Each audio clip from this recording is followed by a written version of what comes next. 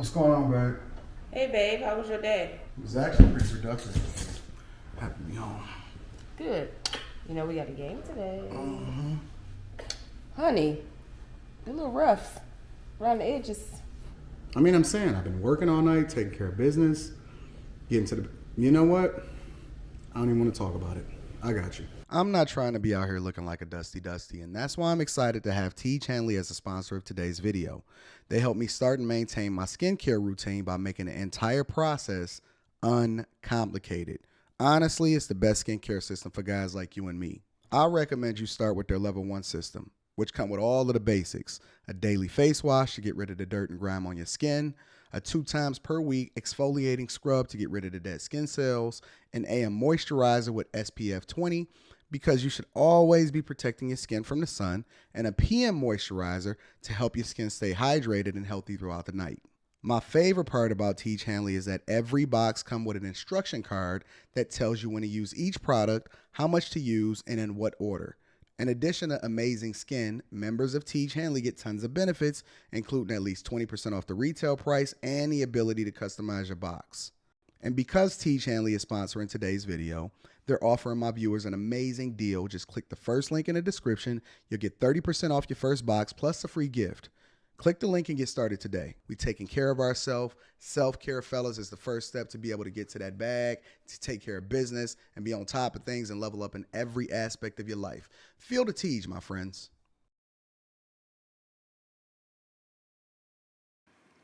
What's going on? Is Anton from AntonDaniels.com. I appreciate you guys for continuing to rock with me.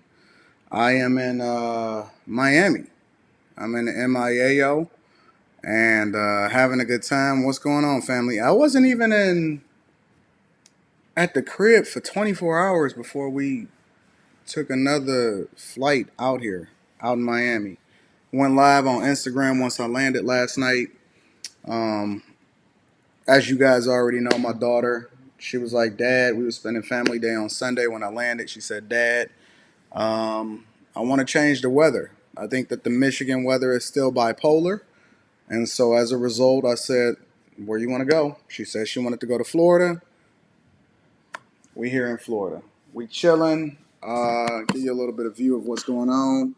That's the spot.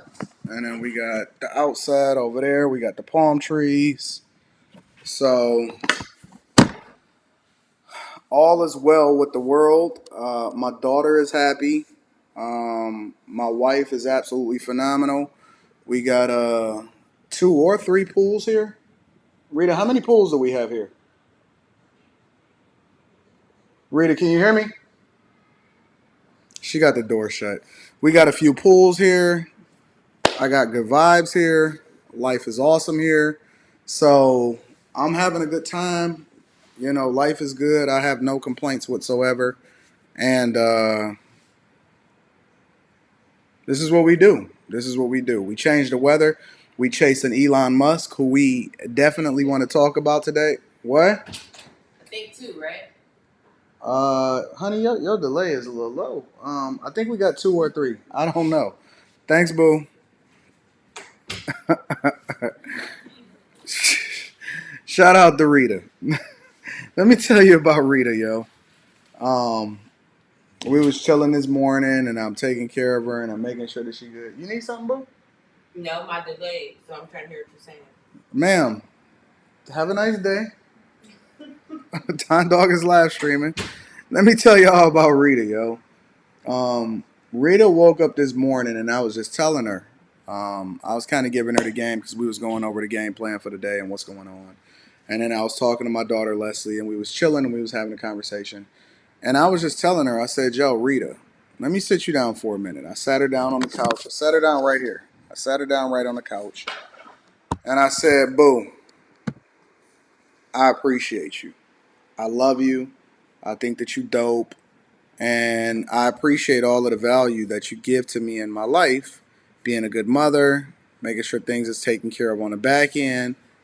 You know, I was just telling her how much I appreciate her and how much I love her for rocking with me and, you know, holding me down in all situations and making sure that things is taken care of in the business.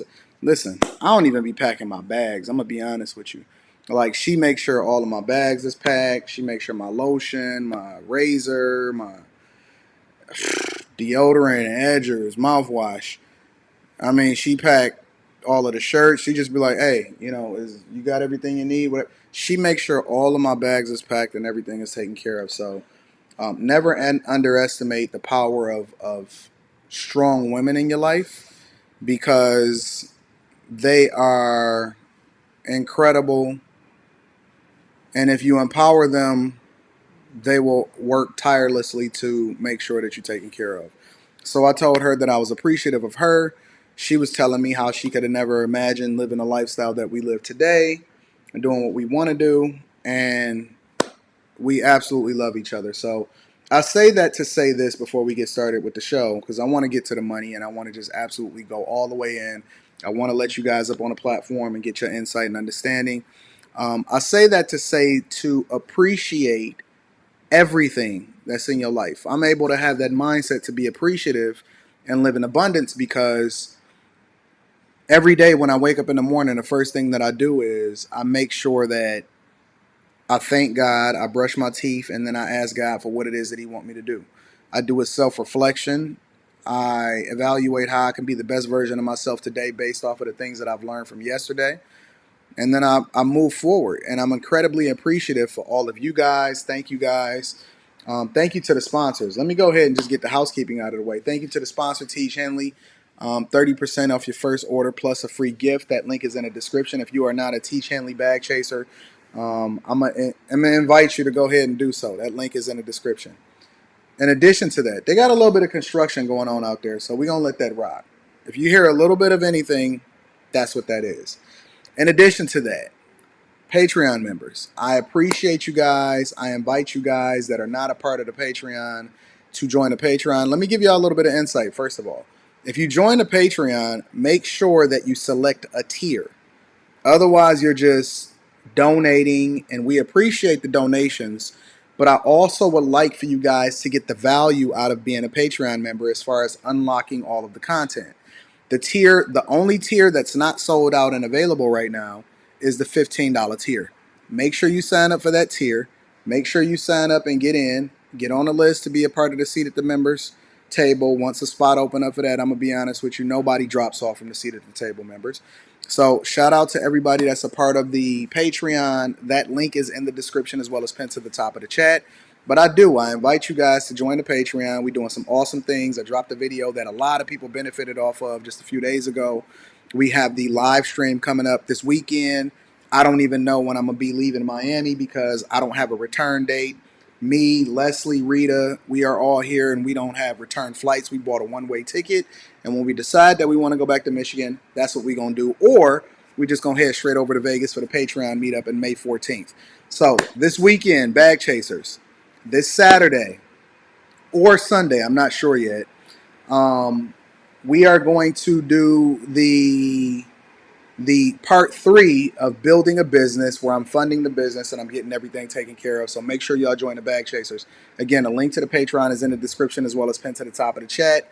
And the format of this show today is I want to make sure that, let me move this over to this other side. I want to make sure that I get you guys up on a panel because I want to know your thoughts based off of everything that we going to deep dive into about this Elon Musk thing. Okay? Y'all ready to get it popping? Let me check into the chat and see what's going on. Y'all just be having a good old time in the chat. Y'all like family. Yes, Sabrina. You do have to do it. Alina, what you got going on? What you got going on? Queen J says, I've held people down and didn't appreciate it. It's not a good feeling at all. Always show appreciation and be grateful because good people are becoming an anomaly. Queen J, you know I love you and I've always shown my appreciation. Shout out to my... Hey, can we give a special acknowledgement? I do want to acknowledge the Bag Chasers individually on a daily basis. And I might forget, but I want to do a special acknowledgement for Natasha. Natasha could quite possibly be one of the most valuable people that's in the Bag Chasers group. So many people have benefited as a result of rocking with her. I made no hesitation, and this is how I know I'm able to identify great people. Natasha was one of the people that I invested in their businesses when they jumped on a Patreon with me, right? Last year, and I'm going to do it this year too, but late last year, we had an investor series. In that investor series, Natasha pitched me her business, and I said, you know what? I think that you have a great business concept, but more importantly, I want to invest in you. I think that you are one of the most phenomenal people that I know. I want to give you seed funding for your company. And immediately, she's from Canada. And immediately, I wired her the money. I made sure that she had it in her account to get her bank account set up. She has turned out to be, as she's showcased herself as a moderator, as a person that oversees a lot of what goes on in the Discord. She helps people. She's an accountability partner and she pushes people. I think that Natasha quite possibly could be one of the most valuable people that's in my circle. Natasha, I love you. I appreciate you. Thank you for letting me pour into you as far as all of the content and seeding your business. And thank you for continuing to pour into everybody else that's a part of the Bag Chasers. We are a family. We are genuinely a family. Natasha, she could quite possibly be the greatest prototype of what family looks like, of people that truly rock with you and enjoy you. So I just want to make sure that every last one of y'all, I want y'all to show Natasha some appreciation. She is a part of the Patreon. She is a part of the Bag Chaser. She is one of the people who I've invested in her business. And she pours into you guys. She pours into me. She holds me down. And every single day, I thank God and I pray blessings on Natasha personally without her even knowing it. So I just want to get y'all to show her some appreciation and acknowledge her in the same way that I acknowledge her, that I love her. Natasha, thank you, thank you, thank you. I appreciate you, love. So there it is. We show appreciation before we start getting to the money in here. So we love each other. We appreciate each other. And Natasha, you are absolutely dope. I love you, baby girl. All right. So without further ado, I want to get into the money. I want to get into the show. And I want to start breaking down. Yes, Queen J, you do need to start being more active again. I want to start breaking down every aspect of this business when it comes to Elon Musk. Again, link to the Patreon is in the description as well as pinned to the top of the chat. And then also, if you guys want to talk to me personally, whether you need personal coaching, whether you want to talk to me and read about your relationships and marriage, whether you want to talk about the money, leveling up, you got a contract you need to negotiate, or you just want to have some general life advice, go to my website, antondaniels.com. Send me an email from there. And then I'm going to get you on the list. My assistant or Rita will get you on the list and on the calendar, okay? Again, go to my website, antondaniels.com. Email me from there if you want to talk to me personally or you want to get personal coaching. That is open. All right, so let's get it popping, y'all. Elon Musk, unless you guys have all been living under a rock, Elon Musk has recently bought Twitter, all right? He spent a little over $44 billion to buy Twitter. Let me say that again. A little over $44 billion to purchase Twitter. All right. I'm going to pull up an article and I want to break it down. I want to break down the money. I want to break down the finances. I hit on it really quickly yesterday. But I want to go over this. I want to go over the Twitter employees having fake outrage as a result of him buying the company.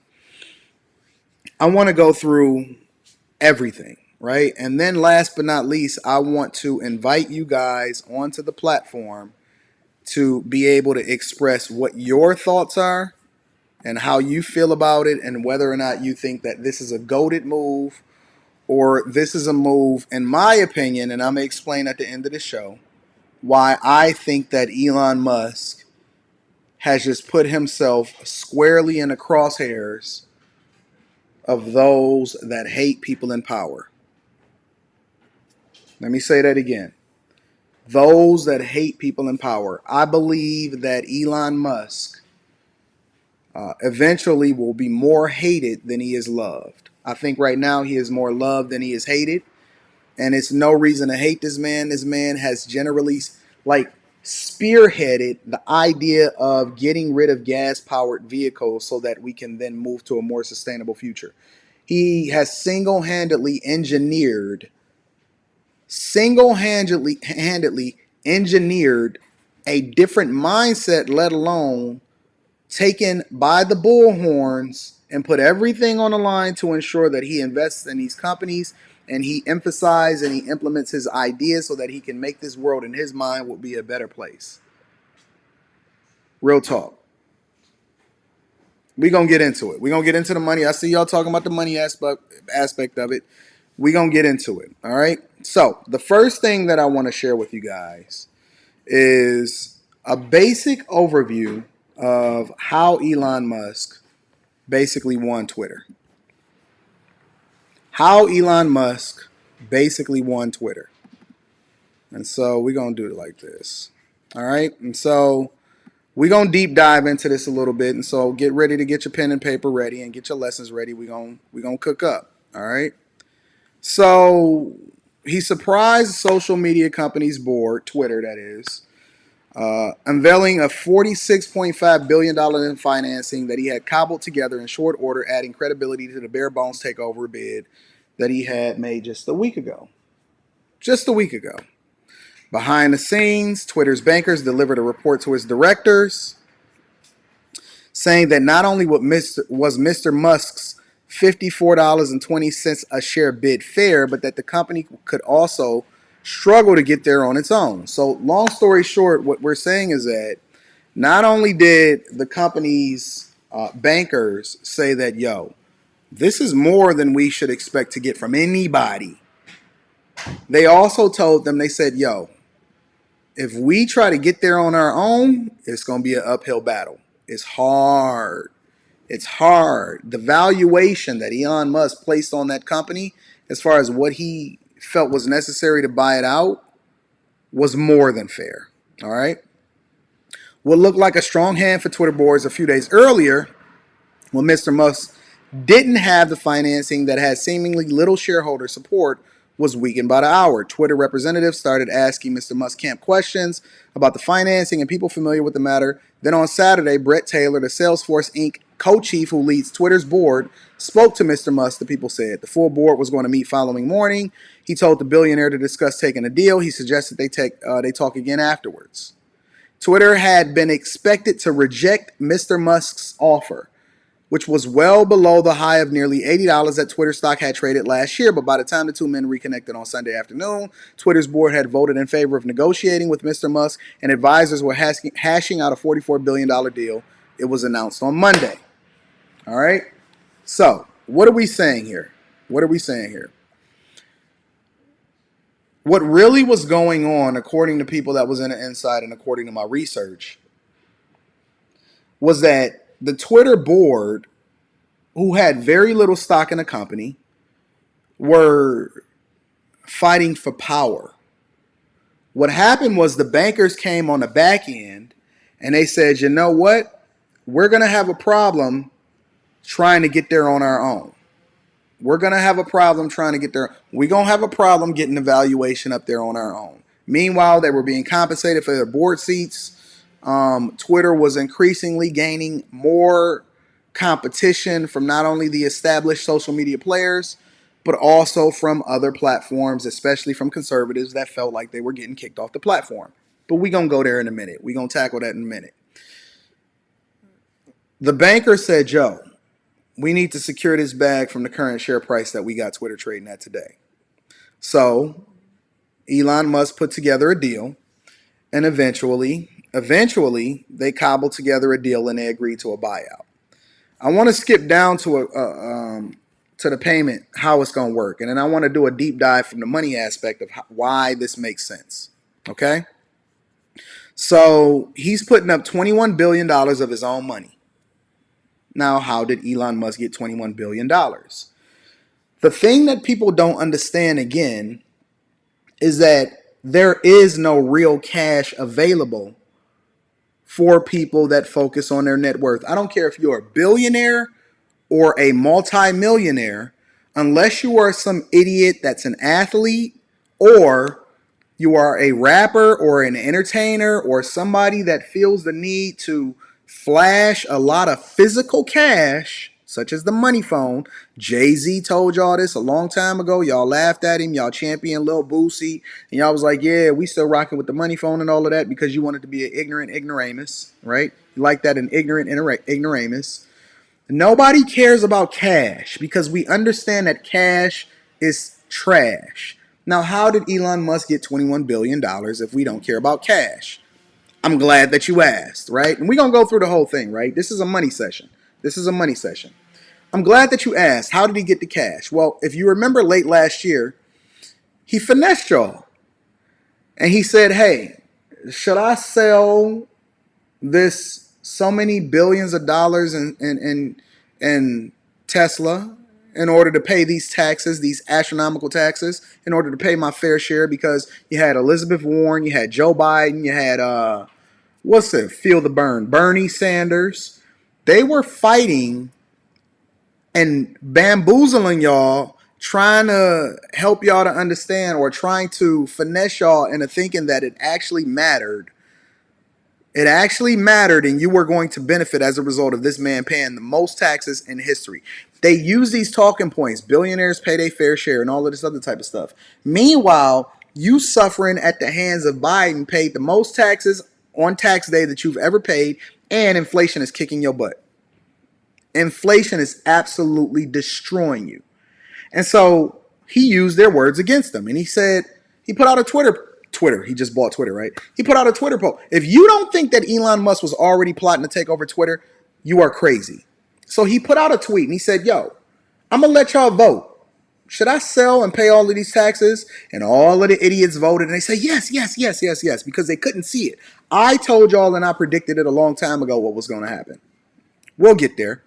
We gonna slice and dice this all the way around because it's a difference between understanding things and looking at things from a business mindset and just moving based off of how you feel. Okay, so he sold the shares, but the reason that he sold the shares is because his investment part of his investment in Tesla had already matured to the point to where he had to sell.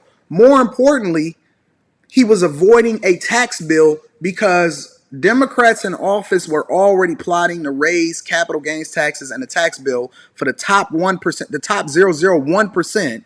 And so as a result, he took the hit now instead of taking it later. He hoarded the cash, and now he has an additional $21 billion to be able to invest in Twitter. Now, 21 billion is much different than 44 billion. 46.5, 44 billion, however you want to rock it. 21 billion is only a portion of it. Well, why would he get any more cash than he needs? Because he would have to pay taxes in order to buy the things that he wants, such as Twitter. This is why billionaires and millionaires finance deals, because it costs them less. It costs them less to take out the loan than it would to pay the taxes on the money that it would require to buy the assets that they want. They don't do it because the interest rates or because I want to finance or it's cheaper to do. They do it because it's cheaper for them to finance it instead of spending their own money, because they would have to pay the taxes, and the minute that you sell is the minute that you got to give money over to the federal government. So they want their money to continue to work for them because they have a big enough shovel and they've done the work, and so the money then continues to compound on top of each other instead of them selling it, giving it to Biden and Elizabeth Warren for them to go fumble the bag, and then they can go and spend it on what they want to spend it on, all these social programs. You got inflation going out of control. Meanwhile, they only sell what they have to sell, and then they use their assets as leverage in order to get better loans. So they don't get a traditional Fannie Mae, Freddie Mac, whatever these loans are that y'all getting. They don't get those loans, right? They're not caring about the Fed and whether they're raising rates. They're using their assets in order to acquire additional financing, which means that they're putting up their shares in the companies that they hold in order to get additional financing to buy the things that they want. You might have to rewatch this because this is a lesson. This is a lesson, okay? So we coming back to exactly what it is that he's doing. $21 billion in cash as a result of him selling his positions to avoid paying additional taxes later. Again, what's the name of the game?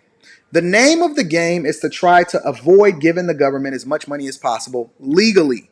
We only care about doing it legally. And again, I'm not a financial investor. I'm not telling you what to do. I'm telling you what it is that I look at and what it is that I know in the conversations that I'm having with my accountant. Okay?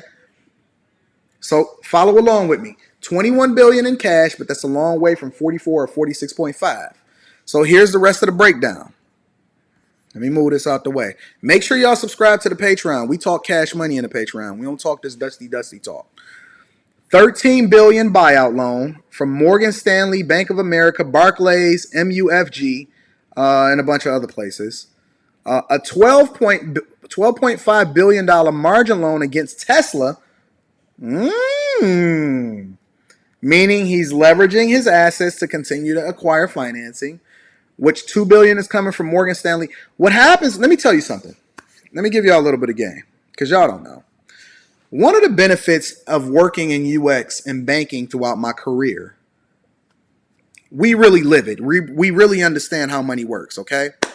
One of the benefits of working in UX and banking is as I ascended through and I continued to work my way up the top of the corporate ladder, we had to study every aspect of the business.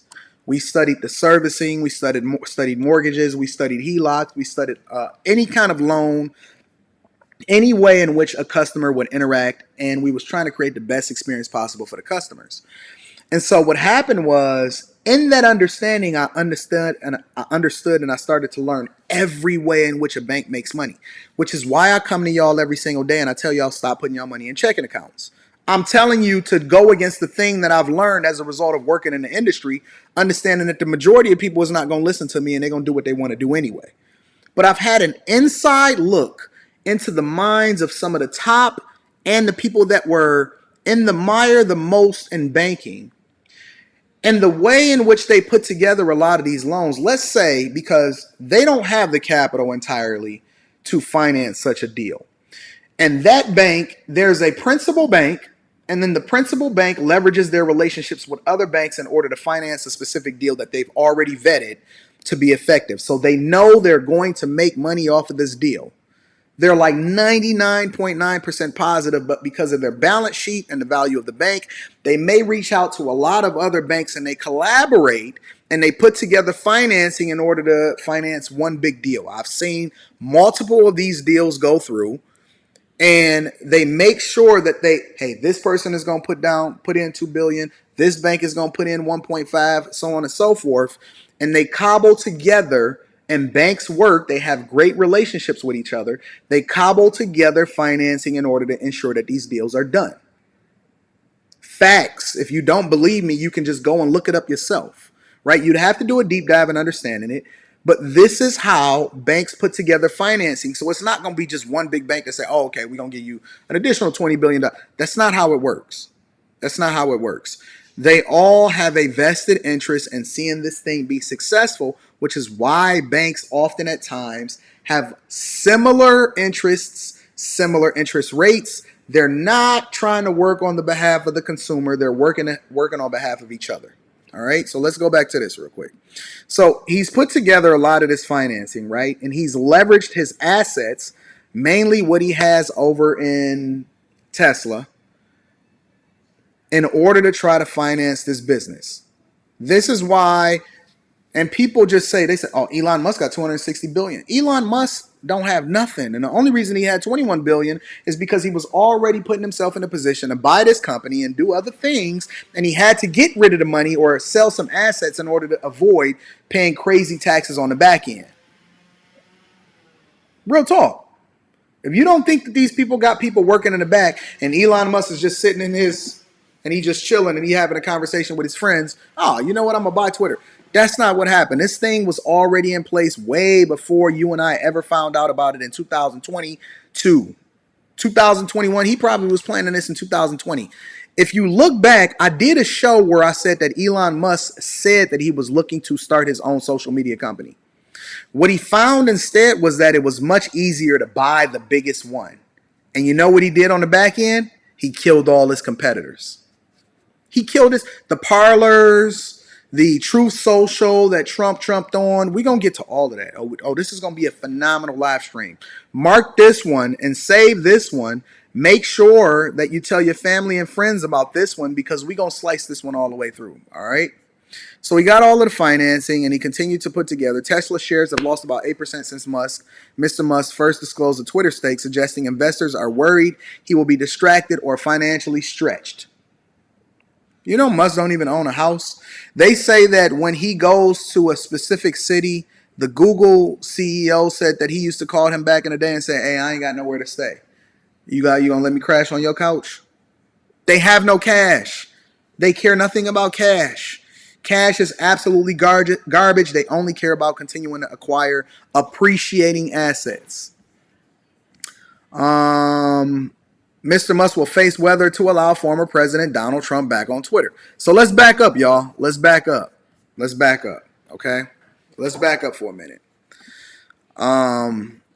Let's go over into why certain other people that were invested in this, mainly former CEO Jack Dorsey, which is over there to your left, and then current CEO, right? Jack Dorsey, the co-founder of Twitter, who stepped down last year, stands to pocket $978 million. And he once Tesla CEO Elon Musk completes his $44 billion takeover of the social media platform. Jack Dorsey was one of the biggest advocates, even going so far as to mimic Musk and changing his official title as the Block CEO, formerly Square, into Blockhead. He was one of the biggest advocates, calling the Twitter board idiots for not taking the deal initially that Elon Musk proposed. But he stands in line to make $978 million as a payday from Elon Musk's takeover, right? Parag Agrawal, which is the current CEO, stands to pocket $42 million as a result of seeing this deal go through. Dorsey owns 2.4% of the company, which translates to 18 million shares, according to SEC filings. The board of directors accepted Musk's offer at $54.20 a share. Former Chief Technology Officer Agrawal, who succeeded Dorsey as CEO last year, would be due to receive a payout of $42 million, while another Twitter executive, CFO Ned Segal, would go home with $25.5 million pay package. The payouts will be triggered by a so-called change in control clause in their contract, which kicks in if either of them is terminated within 12 months of new ownership assuming the helm of the company. If you don't think that this thing was... Look at this man smile. Look at that man smile. You will never be able to tell if this man can walk past you today. He can walk past you today and you will have no clue who he is. No clue who he is. He ain't got his teeth done. He ain't got no hairline. He ain't shaved his beard. But he getting a $42 million payout. That's for sure. He said in SEC filings, Musk has stated he did not have confidence in Twitter's current management, which likely means that Agrawal and Segal and other top executives will be out once ownership changes hands. Research firm Aquilar estimated that his payout by factoring in a year's worth of his base salary plus accelerated vesting of all equity rewards, and then the current buyout price. Previously, Twitter's chief technology officer was named CEO in November. His total compensation for 2021 was $30.4 million, according to Twitter's proxy, largely in stock awards, meaning that he took the majority of his compensation in equity. Now, what is the lesson in this, right? Because we want to look at this holistically. But we also want to figure out how we can apply this to our life. The lesson in this is that on a much, much smaller scale, as we continue to ascend and we continue to go up in corporate America, a lot of y'all don't even want to get y'all degrees, so it's nothing to talk about. Look at my daughter over there. She outside having a good old time. Hey, Les. Look at her. Hey, Les. A lot of y'all don't even want to get y'all degrees because y'all just want to look at the small thing. Even just looking at a web developer's job or a software engineering job alone without also considering the possibility of growing beyond that is short-sighted. Why are we limiting ourselves to our bags? When I tell y'all to join a Patreon, and the link is in the description, to join a Patreon. When I tell y'all to join a Patreon, and then I talk about how we negotiate executive compensation, and that the majority of it is equity, and then these different clauses are put into it. If you just went based off of the base pay and you negotiated it all based off of the base pay, you know how many bags this man would have lost out on? These men would have been out millions and millions and millions of dollars if they only looked at it based off of cash and base pay compensation. It's not about that. Everything that we do, we want to try to negotiate for equity, and we want to try to make as much money as possible by getting assets instead of continuing to lean on how it is that we can spend the money, pay the taxes, and then spend the money that after we pay the taxes, after we gave Uncle Joe his cut, in order to buy the things that we want to buy. Mr. Nix, I appreciate the super chat. He said the C-suite is as good as gone. 24 karat gold parachutes. Learning is leveraging. Shout out to Mr. Nix for the super chat. I appreciate you.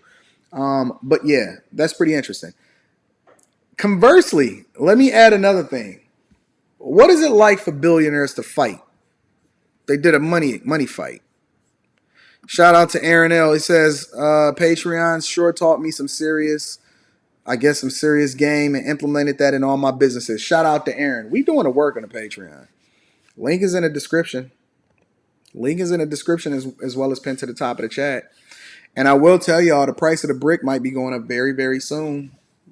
Price of the brick might be going up very, very soon. Might want to get in right now. That's on you though.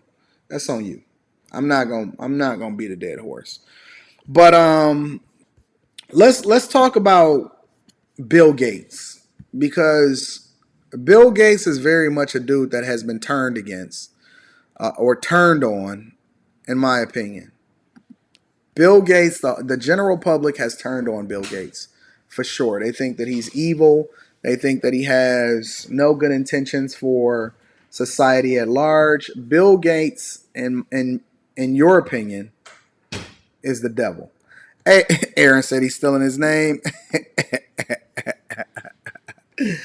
Shout out to family. But let's go into this real quickly. It's a money fight. It's a money fight between Elon Musk and Bill Gates. And Elon Musk is the more innovative, younger guy. And Bill Gates, he's now the devil, especially since his wife left him. And people don't really rock with Bill Gates anymore. Elon Musk said he turned down a charity opportunity with Bill Gates over a short position against Tesla. Did y'all know that Bill Gates had been shorting Tesla? Bill Gates caught more L's as a result of shorting Tesla. But see, I don't even think that Bill Gates was shorting Tesla because he felt like it was a bad position. I think he just didn't like Elon Musk. He was willing to shoot his own self in order to try to go against Elon Musk. Let's continue. I told y'all, we're going to slice this whole conversation all the way around the board. We're not going to leave anything on the table. We're going to go into the money aspect of it. We went into the financing of it. We went into why these billionaires and millionaires are making sure that they continue to take equity positions. We went into executive compensation.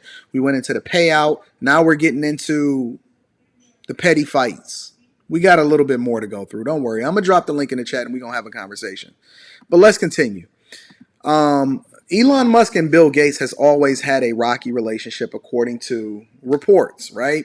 Elon Musk said he didn't want to team up with Bill Gates because the two billionaires didn't agree about the future of Tesla.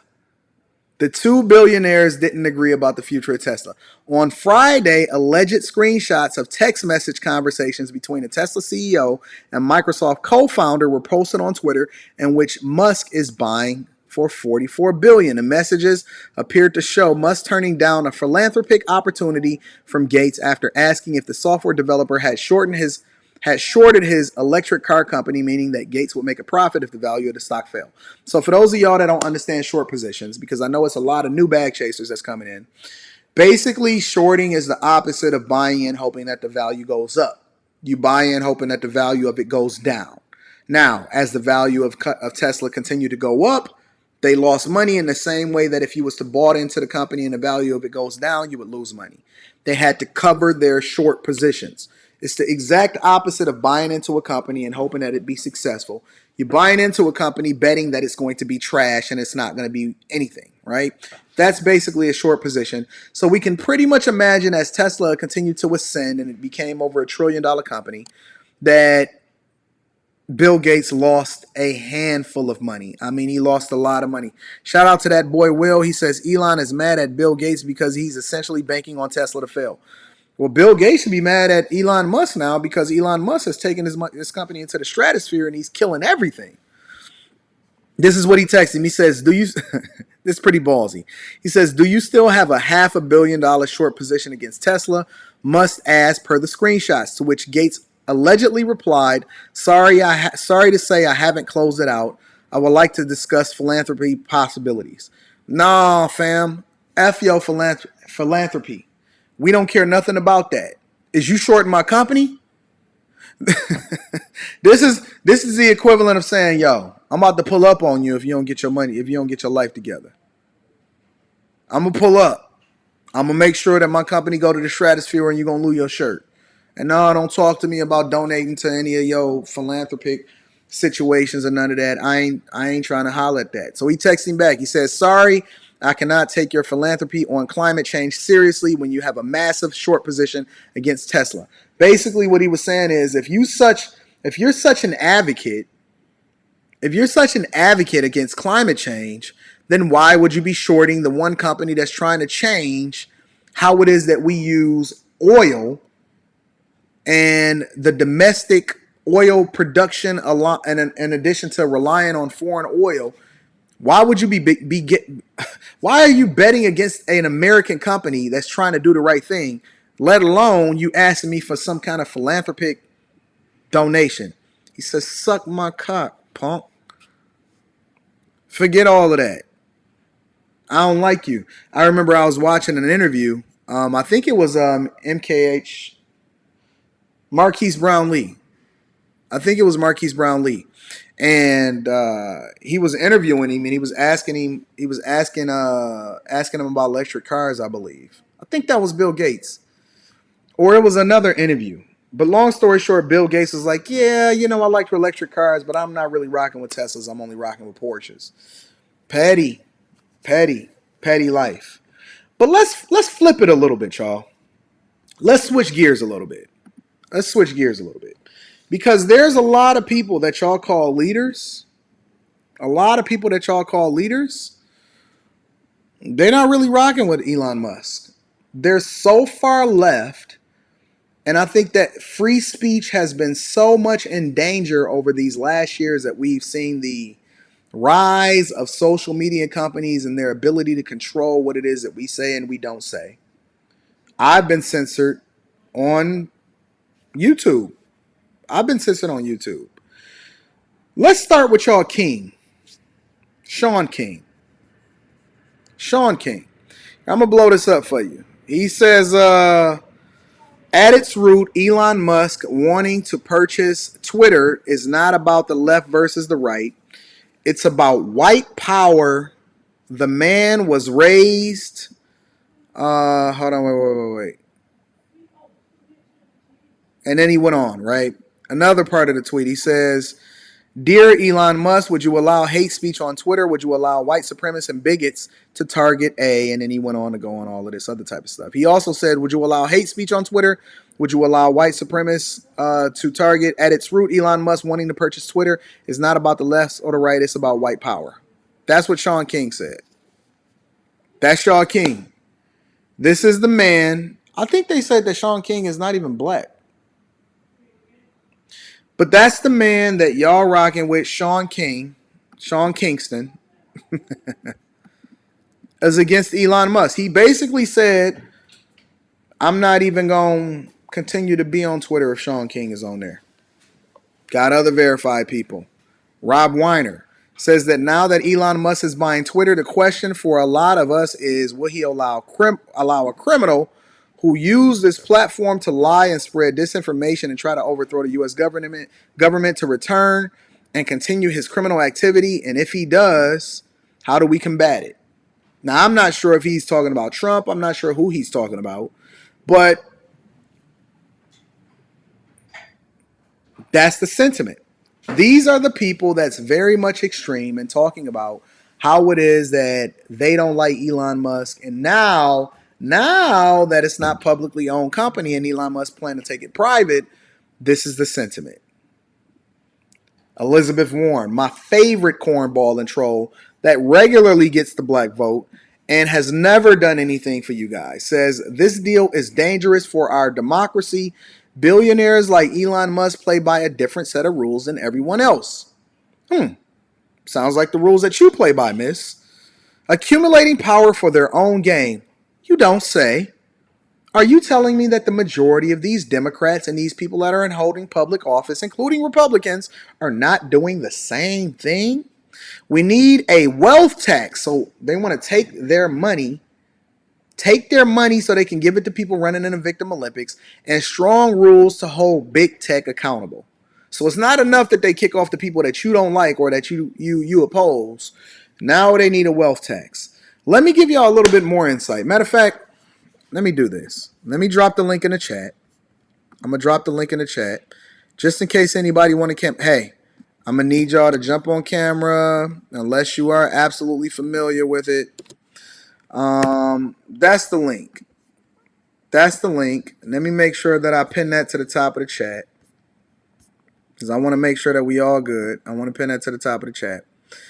I want to know what y'all think about this. I want to know what y'all think about any aspect of it. The money part, if you got a question for me, if you disagree with my sentiment,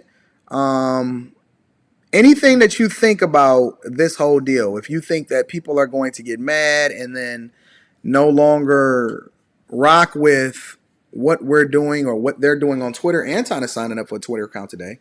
I dropped that link in the chat.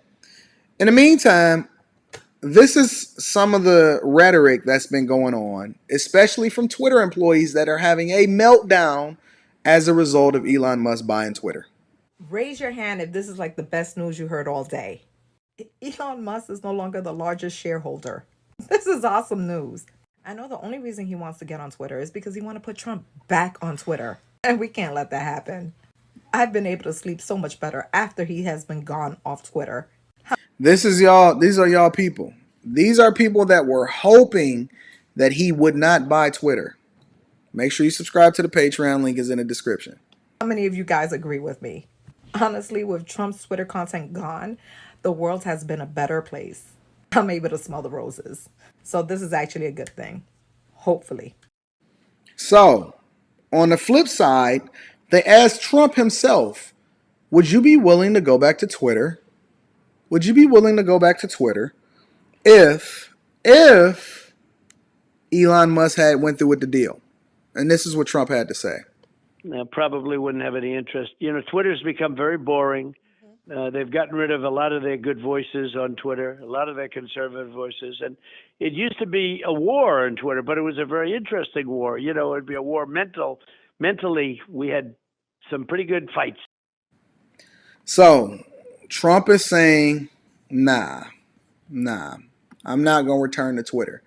What he did say is that he was going to start posting on his own app, Truth Social.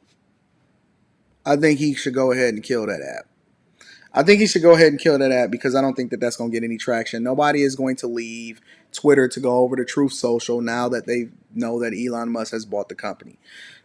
But before we start to get into that, and again, the link is in the description for y'all to be able to jump on if you want to have a conversation. Before we get into that, let me give you my thoughts of what I think is going to happen. Eventually, you all will find something wrong with Elon Musk. You will. You will find something wrong with Elon Musk. You will turn against him. You will hate him. The same way that you've done every other person that had a leadership position, that had money, any of that. You will eventually turn against Elon Musk in the same way that you turned against Oprah, for example, and you turn against Will Smith, throw him in there. Eventually, they turned against Bill Gates. They've turned against political leaders until they died, and then they came back and they said, "Oh no, that guy was all." They turned against Malcolm X. They turned against Martin Luther King. They turned against Gandhi. They turned against every single person that eventually ascended to power. Eventually, because they love you on your way up until you become something of a threat to society, and then eventually, you live long enough for them to become your enemies. I honestly believe, and mark my words, on April 26, 2022, eventually they will eventually turn against Elon Musk too. Never mind what he's done for society. Never mind his innovation. Never mind the fact that he's open sourced a lot of the technology regarding Tesla so that he can inspire other automakers to try to change the world. In addition to being competitive, never mind all of the innovation. Listen, I'm not looking to be in an echo chamber in which I agree with everybody. But the one thing that I know for sure, and the two things that I know for certain, is eventually they will always turn against you. The link is pinned to the top of the chat for anybody that want to cam up and have a conversation. I believe that Trump will eventually return to Twitter. These are just my predictions. It does not necessarily mean that I'm right. I believe that Trump will eventually turn to Twitter. I believe that all of these other Twitter-like competitors will eventually die off because there's no way that they will be able to compete now that Twitter has gone private. I don't believe any of these pussyfooting employees that work for Twitter that have first world problems are going to leave as long as their compensation package is awesome. I think that Elon Musk will continue to get richer. I think that he'll eventually become public enemy number one for society. We all know that the world is divided against billionaires or people with an incredible amount of wealth. Never mind the fact that he almost went broke as a result of throwing everything that he made from PayPal into Tesla. Never mind the fact that he has Starlink that's in the air as a result of SpaceX, that he's reduced the government burden and the amount of money that NASA was spending in order to explore space by creating SpaceX. Never mind that. Never mind his innovation in us, not moving towards continuing destruction of the planet, but trying to solve for it on a mass scale of bringing electric cars into the fold by reducing our reliance on foreign oil and oil manufacturers. Never mind that. Never mind the innovation that he's had from a car's perspective or technology perspective when it comes to the power wall, stabilizing the American grid, especially down in Texas. Never mind none of that. None of that matters, right? Never mind the fact that he's probably the most frugal billionaire on the planet, let alone being the richest man, and he's using his resources largely, in my opinion, to protect free speech and do good. Never mind none of that. Eventually, like all great leaders, it's a "what have you done for me lately" society, and they will turn against Elon Musk like they turn against everybody else. What's going on, my fam? Christian, what's happening, bro? What up, though? What are your thoughts? What do you think about all of the things that we've talked about today? Yeah, so I actually have no issue with Mr. Musk purchasing Twitter, Mm-hmm. and taking it private. But this is what I think about some of these large social media engines as a whole. Now, mind you, um, there is this real thing of, so you don't want to stifle innovation, and the tech sector is basically driving the U.S. economy at this point, and Mm-hmm. there's so much coming out of it. But there is this very real issue that we have to decide as a country, that these social media platforms are so big and so powerful. Essentially, they can shape public policy, shape public opinion. Mm-hmm. They're in a very powerful position. And do they need to start moving under the regulatory framework similar to like the financial industry or the energy sector, where basically they need to have? I don't know what it is. I mean, this is a complex issue. You know what I mean? Like I this is agree. because No, if you I look, 100% agree with you. And we seen the fallout from it when we started having conversations about um, the election. yeah, like When we think about seen things playing out in the election, what we yeah, started they to see consume was like that the censorship or on the reverse side, because you can even go on to Facebook and Mark Zuckerberg, right? And they start talking Yeah. about how certain things would get through and certain things wouldn't get through, and certain people are censored and all of that. I seen this coming way back when Obama became president, and Oh, that how he was able to utilize social media in order to galvanize his base. And he innovated the idea behind not necessarily being so dependent on large companies or PACs, and he hmm started utilizing a base in order to raise money. But you are absolutely right. The problem with that is similar to how you just stated.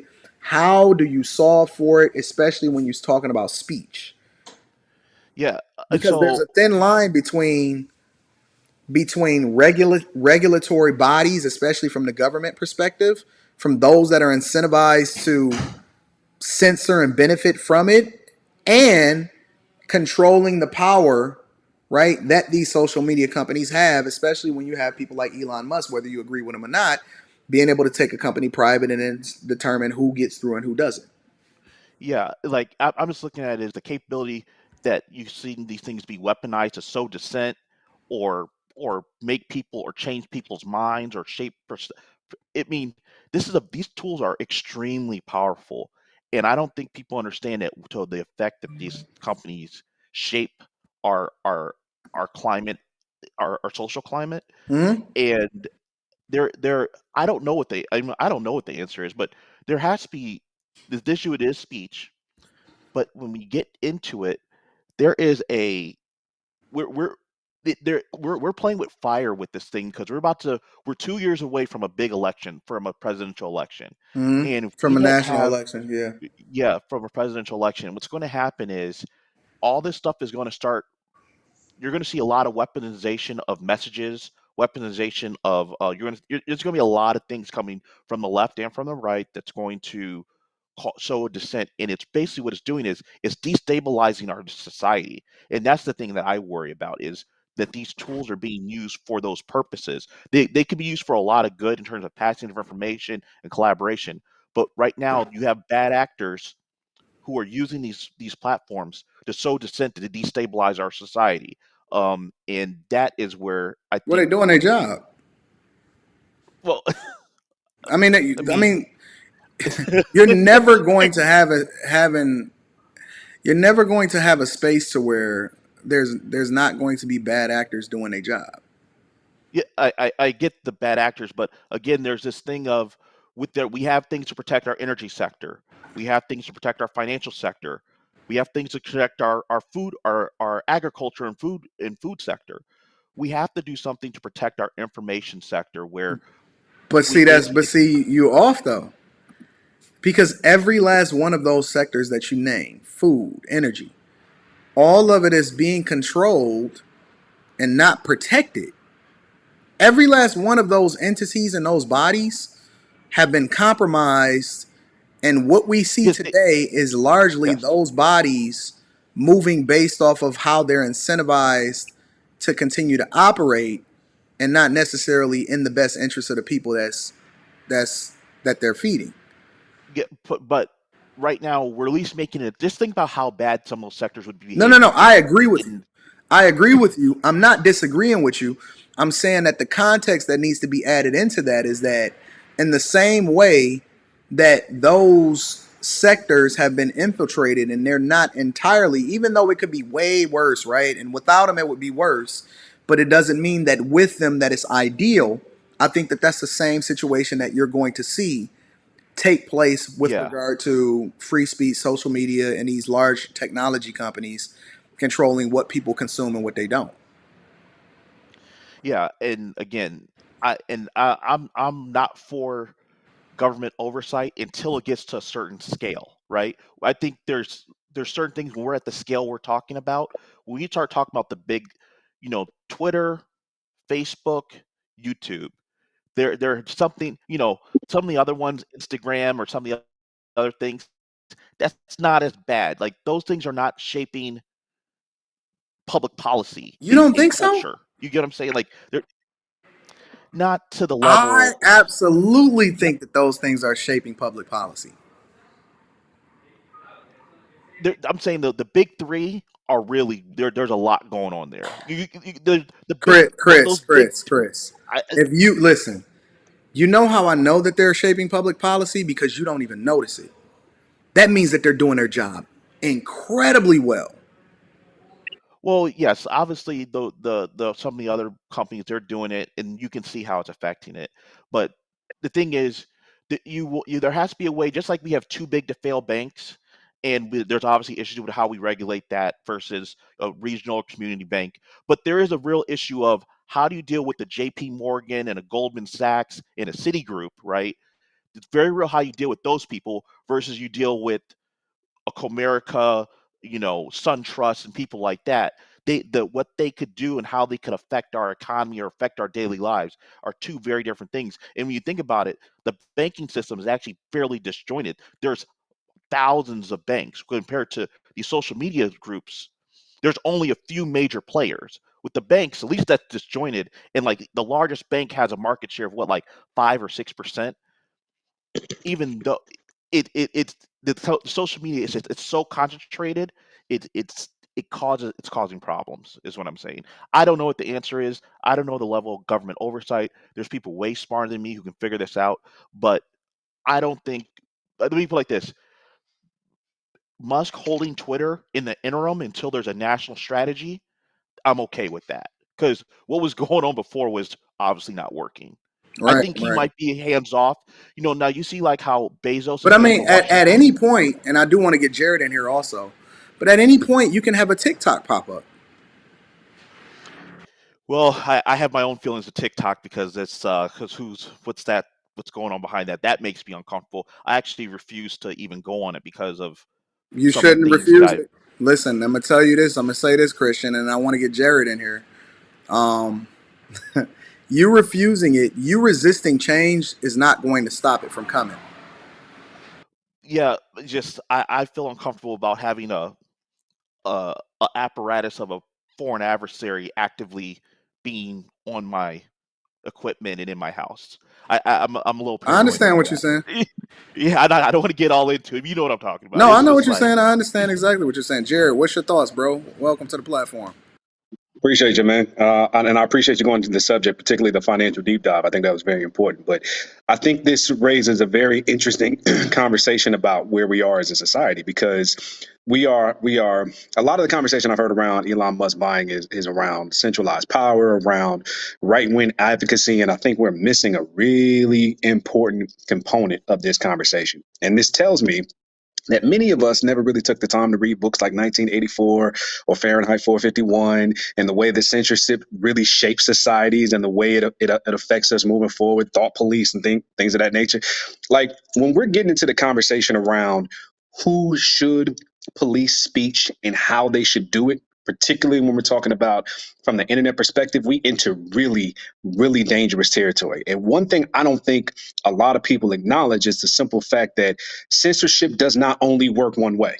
So while the person that you disagree with or the person you think is dangerous or holds an ideology that you don't like is okay for them to be censored right now, what happens when that same thing goes to a person that you agree with?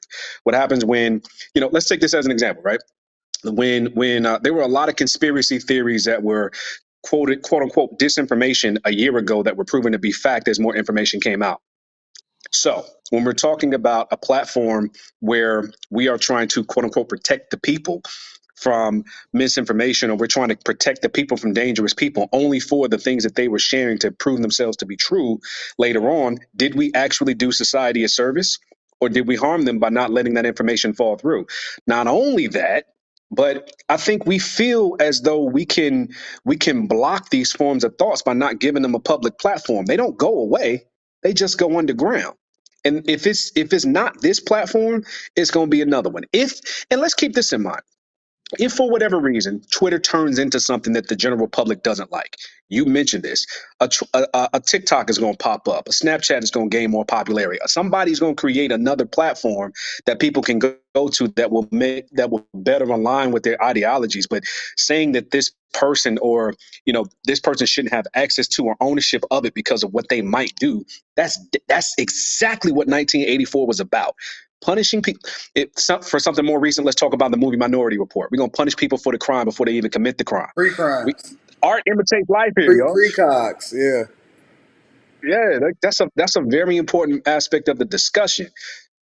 I don't think this is any different from Jeff Bezos owning the Washington Post or Rupert Murdoch owning the Fox conglomerate or anything Yep, of that you nature. are Yeah. absolutely 100% right, bro. So Yeah, it's the same. No, yeah, when these same people thing. had, yeah, it's the exact same thing. So with that, let's keep in mind that as much as we talk about the Fox ideology, if you agree with it or not, you had alternatives. You can go to CNN, you can go to MSNBC, and even with those, with online platforms such as shows like Breaking Points or shows like Newsmax or whatever the case may be, those rose in response to people being tired of just having these ideologies available to them in mainstream media. So this isn't going to be a situation where, for whatever reason, Elon Musk owning Twitter, all of a sudden now we're out of options. That's not how American society or capitalism have ever worked. If it don't work, if we people stop using it for whatever reason, something else will pop up. And him having ownership of it, if anything, if y'all gonna be concerned about something, be concerned about the level of the data that he has access to, which again is no different from using Google, using Oh, you Apple, can forget you that. name None of that matters. None of that is going it's to a matter done deal. to people in a general sense because as long as it serves a purpose and it serves a purpose in their life and it makes their lives easier from their perspective, they're never going to revolt against it until it's on their front door. It's just like the opioid Absolutely. crisis, right?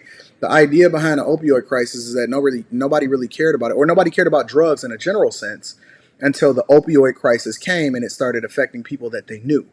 Then it Mhm. was, oh man, we need to hold these companies accountable, so on and so forth, whatever, blah blah blah. But that's just life in general. That's how people operate from a larger perspective, in that they're more dedicated to embracing the thing that aligns with their narrative, which is one of the reasons why I don't even believe in echo chambers. I don't want to be in a space where everybody agrees with every single thing that I says because I said it. If you agree with it because it aligns with what you believe, that's different. But I'm looking for the understanding. I'm looking for the growth. I'm looking for people that think differently than me because they give me insight and understanding of how it is that I can become a different person, or I have a different perception, and then that's where the growth comes from. But in reality, I don't think that anybody is ever going to revolt against anything unless you get it to an extreme level where we see what's happening in China, right? They got lockdowns so severe in China right now that people are literally screaming out of their apartments, yelling and crying and whatever like that because they have no control over what's going to happen and what's being implemented in their lives. They don't even have control of who's going to take power. So let's talk about that, because you that's a very important example, because using China as an example, they also have their social credit system where if you say something that is considered to be against society or against the government at large, then your ability to do commerce or to buy the things that you need or to transport across the country is severely limited. So when we're talking about removing people from platforms, that's really another way of us trying to implement a socially held social credit system, and that's a dangerous slope because, again, when the pervasive ideology of society at large shifts, right?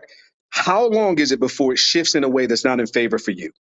It's not a matter of if; it really is a matter of when. And for us, you mentioned this about echo chambers, because I fully agree with you, and I really felt like I learned a lot during the last election, because while I saw a lot of people that look like me going on block campaigns, blocking everybody that didn't agree with them, I really felt like I learned a lot. Not necessarily saying that I agreed with a lot of what people were saying on either side, Right. but it gave me information to be able to engage with people in healthy debates. So if I hear some BS, then I can combat it with facts. But you're not changing anybody's mind if everybody that you listen to sounds exactly like you. You need those opposing viewpoints, because that's how the I best agree. ideas in society actually raise to the top. If people come on this platform and they're saying some BS that the majority at large don't agree with, that's fine, because there's space for that to be brought to the forefront, where somebody to actually debate them and potentially either change the viewpoint or let the better idea raise to the top where that's not the accepted viewpoint anymore. It happens over time, but trying to suppress ideas is not the way to do it. It's only going to backfire. It's only going to backfire long term. Let that man have that platform. Let him do what he did. He was all great as long as he was giving us electric cars. But all of a sudden, he want to own Twitter. Oh, no, He's no, innovating. no. Like you They're said, going to turn against him. 1,000%. they already have. They already They're have. going to I've turn seen a lot of against videos him. talk about how much of a jerk Elon Musk was, but it was like, I thought Tesla's was a dream car just 3 years ago. It's like, what happened? It was cool when he was trying to go to They're space. going What to happened? turn against him just like they turn against everybody else. Yo, Wow. Kamar, what's your thoughts, bro? How do you feel about this whole thing?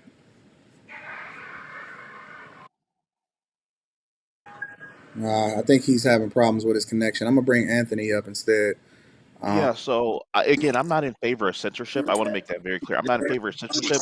I'm saying that there's I don't we have to corral this because I'm just looking at in terms of what it's doing to our societal stability. And no, we can sit here and want certain things, but if we if we wreck our foundation of our society, what keeps it moving, what keeps it stable, why we have the functions we have, you know, with that can be problematic too. And it's a tightrope. It's a real tightrope to walk, is what I'm saying. Christian, what do you suggest as a possible solution? Not saying that you have the end all be all, or even that you know what the solution is at all, right? But in a general sense, if you have somebody put a gun to your head and say, "Hey, come up with something that you think would make more sense," what would you say? How would you answer that question?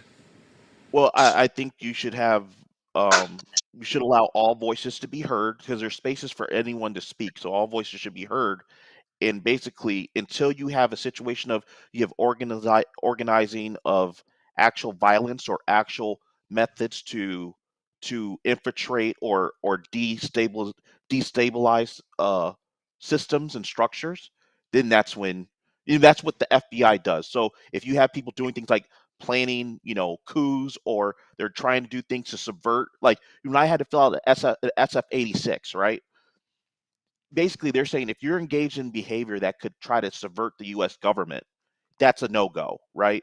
We have to start getting, like, we have to really say what are the things we really care about. If you're trying to, subvert the government, like actual subversion, engaging coup. I'm not talking about win an election. I'm saying legal, lawful election. You're trying to subvert them, right? You actually do that. If you're trying to blow up buildings, if you're doing things like that, that should be addressed. But just speech is, I don't think it raises to that level. What about? And I'm just playing devil's advocate because I agree with that, right? Let me play devil's advocate. What if the speech is so extreme or it's different? Let's just say hate speech or white hate groups, right? For example, they are always the targets, right? They're always the ones that we use as the example as to what it is that we don't want to use as society. Should we allow KKK members on platforms to say what it is that they want to say without being censored?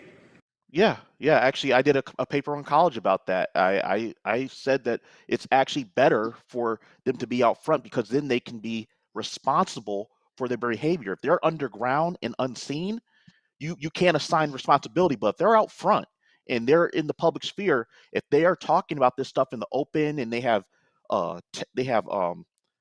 platforms and they have tenets of ideas, when things happen, you can say, you know what? Go check that out over there. That might have something to do with it. And those people have to be accountable for those actions, either financially or legally. That's how you Yep. deal with that. When it goes Yep. underground, it goes all sorts of ways. So now you have unaccountable parties. And that's why some of these social movements that went on online may be very uncomfortable because, for instance, I had to go overseas for ISIS. And what I saw was there were a lot of things. I saw a lot of similarities in terms of the way that ISIS was operating, in terms of their way they disseminated information and Black Lives Matter. And it made me very uncomfortable because I was seeing intel reports and it was so similar. It was like, and I just saw it anyway. I won't get into all that. No, I It's mean just to me, that's a really good narrative because you addressed one thing, and that freedom of speech does not mean freedom from the responsibility that comes along with you saying what it is that you say. A and B, the other side of it is that who's to determine who's extreme, right? I'm sure yeah, in their mind they think that it makes sense, but the idea of it is that conversely, what if we're wrong? And I don't believe that I'm wrong on a lot of things. That's why I believe what I believe. But the idea of it is that what if you're wrong, right? Or what if it's on the other side? What if somebody don't like what you say and they think that what you are saying is extreme, but then they silence you as a result of it, and then it plays out on the other end of that spectrum. And that's the thing that I keep saying is that nobody cares unless it it starts to appear on their doorstep. What's going on, Ant? How you feel, Right. family? What's going on with you, big dog? Chilling, chilling, my friend. What are your thoughts? Man, hey, I appreciate you, right? I appreciate you too, my friend. Man, you growing us, man. I love you, man. I want to tell you that. Thank you, bro. Uh, and I need to set up a coaching call with you too. So I need to get that done because I got some things I need to talk to you about. But Yeah, we'll kick it. yeah, definitely. So I think that I'm of the mindset. I don't think everybody should have a voice. I You think don't that you people. don't think that everybody should have a voice. Okay. No, I don't think everybody should have a voice. I think that in America, one of the problems is that I was talking to my girl about this here, and we're talking about options. I said, that's the problem with Americans. I said, we have too much freedom and too many options. And you know what? We're not responsible. We're not responsible with the freedoms that we have, and therefore we're not responsible with the options that we have. Because when you have too many options, you don't do nothing right. Too much freedom, too many options. And I think the reality of it all is that we do need those types of systems where there is a cohesive, clear objective that has been vetted, that has been thought out, um, that has been tested, that produces an end result that is for the betterment of society. And I think that the problem is that too many people get up just spewing out their ideas, because if you listen to people, if you really listen to closely to people, when you ask them for their ideas, they'll say, well, I feel. They don't say I think, they say I feel. And I'll be honest with you, I don't care about how you feel. What I care about is what you think. And I think that we have seen it over and over and over and over that people are very, very, very irresponsible with words, and they use words to incite feelings, to manipulate. So I don't think everybody should have a voice. I think that people should be limited. They should say. I think that when the bruh said, "Well, I think the Ku Klux Klan should, we should let them have a voice and speak." No, we don't, because we know at the end of the day what the end result of history. When history has proven that your rhetoric is violent and it has brought about destruction to society, it is what it is. You shouldn't have May a What I? do, voice. what do you think about that, Jared? I know that you probably look at it a little bit differently, and that's why I was looking at you the entire time that Anthony was having this conversation. What do you think about that? I vehemently disagree, and the reason for that is because I think for one, um, I think we rob a lot of people of their agency when we say that some outside third party should determine what's societally acceptable and what's not, because the question is who determines that. I think that collectively as a society decides at large what is deemed to be acceptable on its own. So by letting these people who have quote unquote extreme views, using the KKK as an example, let them come out here and say what they're going to say, because the people are going to respond to whatever it is that they say. But the other part that is very important is what was alluded to earlier, as far as them having the platform doesn't absolve them of responsibility. They're still responsible for what they say. So if they get out here and they spew some BS, the people, I don't think people by and large are just going to accept very clearly bad ideas. And I think that by saying that they don't deserve a voice, again, it's not that they're going to go away, they're just going to go underground. So they still have a voice. It just may not be to the forefront. And I think them not being in the forefront actually makes them more dangerous. They're more dangerous because you cannot see what they're doing, and cannot challenge what they're doing, because they only exist in that echo chamber of people that agree with them and that support their viewpoints. There's nobody to challenge them publicly or to bring to the forefront what they're doing, because again, it's underground. It's not on the forefront. So, So are you so Yeah, saying, one Jared? of the, one Let of me let me just summarize what he said, and then okay, obviously Anthony, you can do your thing and respond. okay, We just going cool, popcorn style. Are you right. saying that, in addition to the fact that people should not be silenced, and that people for the most part usually will not go to any extreme as far as aligning themselves with any extreme rhetoric, are you also saying that we need these people to be a little bit more visible, or for these conversations to be had at the very least for correction?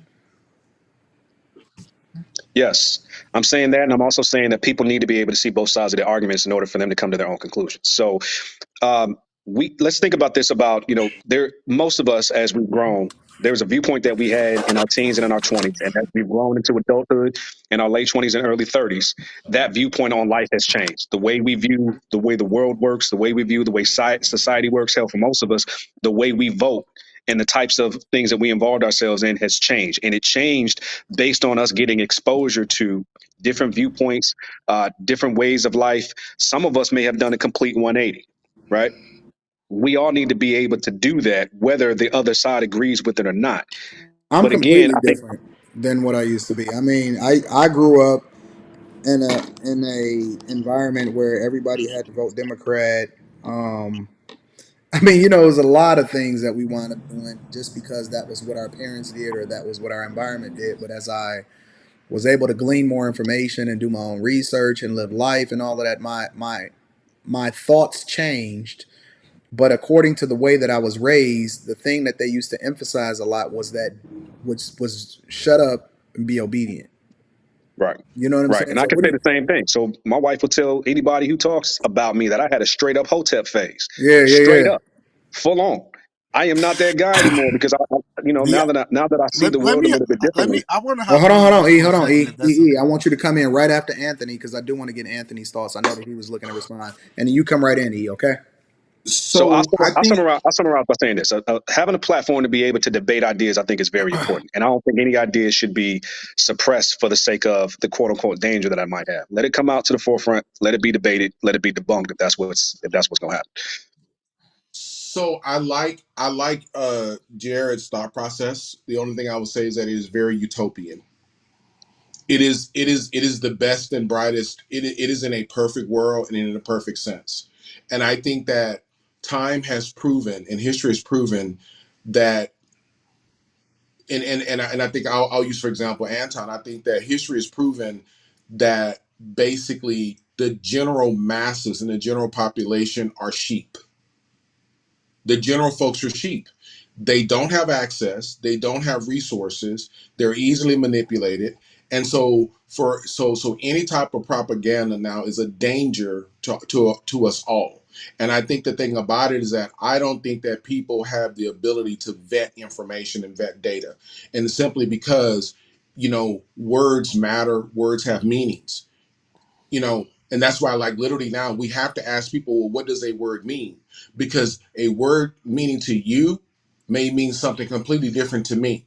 So I think that I don't trust people in the sense that they have the ability to vet the very information that you want out on the platform. And I'll yield at that one. I would like to respond to that, but I do This want to is give Well, Holly the hold opportunity on. to speak. I want to get E in here, but before I do, Sure. I gotta show off my chick. Look how gorgeous she is. Hey, boo. Hey, girl. Hey, girl. I love my chick. Listen, I never take. I always gotta take an opportunity to show some love to my girl. That's my baby girl. Let me get y'all back up here. Hold on. Let me get y'all up here. All right. Go ahead, E. this is crazy. This is absolutely crazy. Me being from the South, and we understand that everybody before us have fought for us to be able to say what we want to say. The reason we can make the money that we can make today is because we have freedom of speech. And what we know about this is the people with the money is going to dictate the narrative on these platforms. So it is so crazy to me that we're fighting so hard to go back towards slavery. We want to be segregated. We fought to not be segregated. We want to be segregated. We want to mute the people who don't sound like us. The one thing that I love about, especially about this platform, everyone got a voice. I see people come that say some outrageous stuff, but they know that they can be able to express what they want. It's our responsibility as adults to be able to say, is this the right information or is it the wrong information? We can't say that that's the government responsibility to be able to function to say, oh, this can go out and this can't go out. Because I'm telling you, if we take away our voice, and I know this, me serving in the United States military, it is countries out there when they took their voice away, when they couldn't speak no more. Financially, you seen a financial impact because your voice is actually connected to the type of money that you make. And on top of that, you see that the people in power only push their narrative. This is exactly what we heard in the 60s. Slaves don't have a right to speak. Their opinion does, I mean, before the 60s. But in slavery, they don't have a right to have an opinion. They don't have a right to speak. They have a right to be able to do what we believe is right. And if we did not have a voice, say, through the Martin Luther King era, if we didn't have a voice, guess what? We would be still, years behind other races. So we got to get to this point where just because we don't agree with somebody, we can't sit right here and just say, oh, they don't have a voice. Everybody have a right to voice. If you don't like them, change the channel. Go to a different YouTube page, because it's so crazy that we feel like we can mute people that don't. And what really comes down to it is that y'all can't argue correctly. Y'all haven't did your research correctly. Because if you did your research correctly, a logic person, what they're gonna do is say, he had facts behind his argument, so I'm gonna follow him. So it's crazy that instead of us trying to be able to equip us to fight, we say we want to mute them because we don't agree. It sounds like a whole bunch of So let me BS ask you to a me. question, E. Let me ask you a question. What happens when the man with the better debate skills is wrong as two left shoes? How do you combat that? Exactly. Right? What? Exactly. And I'm playing. I'm See playing what they devil's. do. Hold on. Let me finish the Yeah. question, because I want to play devil's Right. advocate here, right? Yeah. Because what Yeah. we see a lot of times on these platforms is that the person that's able to communicate most effectively is the Right. one that actually wins the argument and sways Right. most people to actually think a certain type of way, versus the person that actually has the most sense. So they may not be Exactly. as articulate, right? And again, the only reason I think that this is a beautiful conversation to have, because it's a lot of different people that think differently on the panel that has different views towards this subject. But I think Hmm. that we need to mine it all the way around, because again, just because people are able to speak eloquently or they're able to speak well does not necessarily mean that it's best for the, or in some people's opinion, it may be best for general consumption. What do you think about Right. that? Right.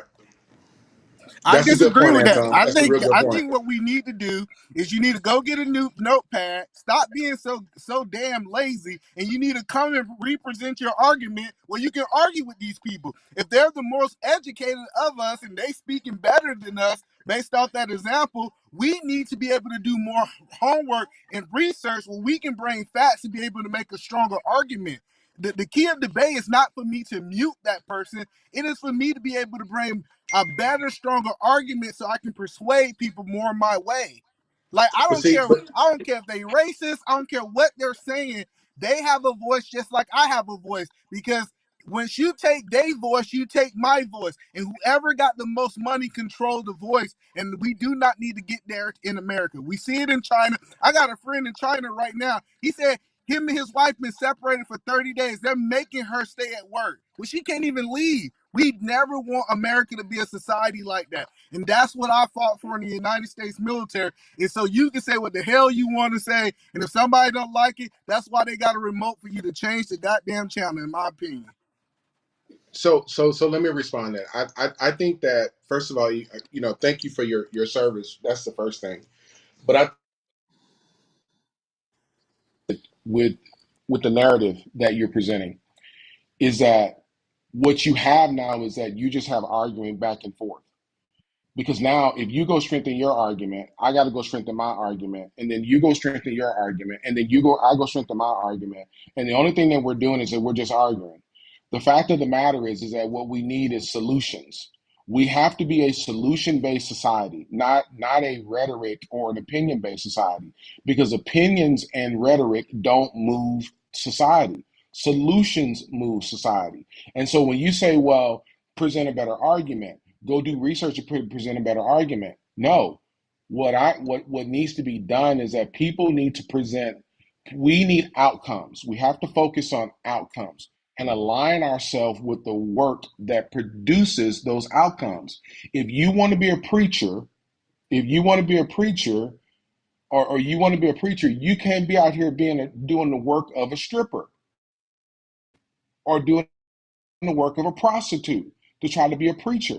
You have to align yourself with the work that is required. So we as a society, especially as Black folk, we have to move from this here victim mentality or this moving this here victim or paralyzed mentality and now align ourselves with the work that now it takes to get the outcomes. And so how do we get there?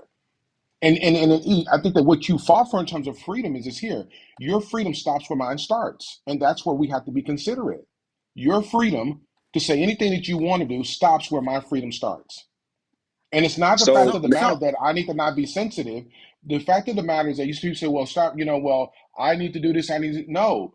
The fact of the matter is that you first have to see me as a human being instead of seeing me as this here arch enemy, because that's how people typically approach anything. They don't approach it from a solutions base.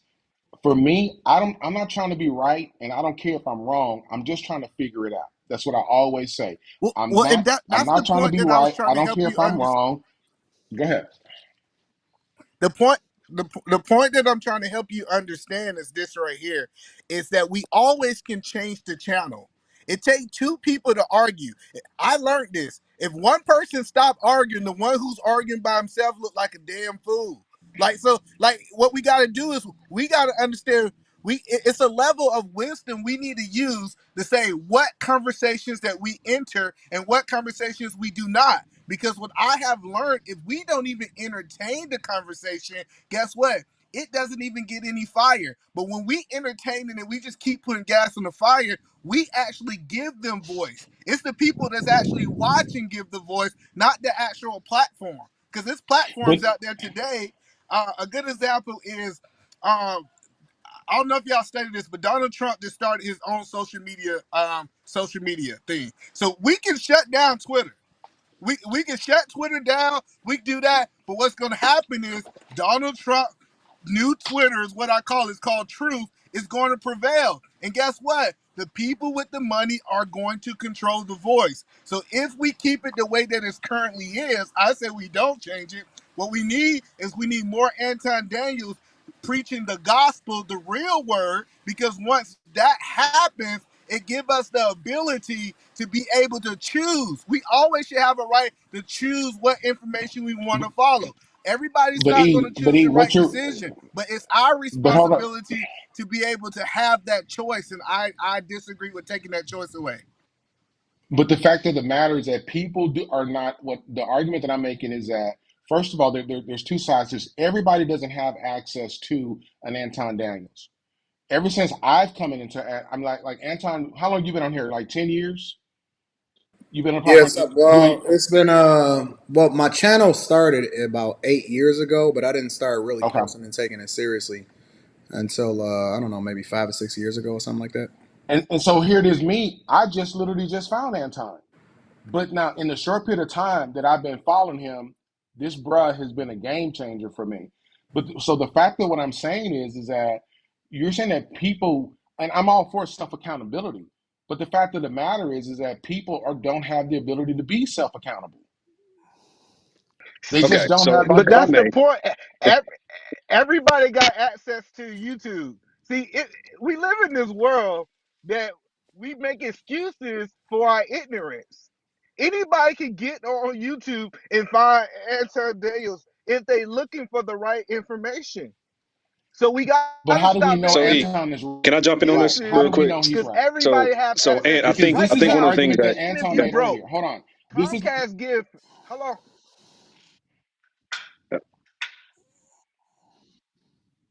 we're starting to get some connection issues. E, I think your phone's breaking up.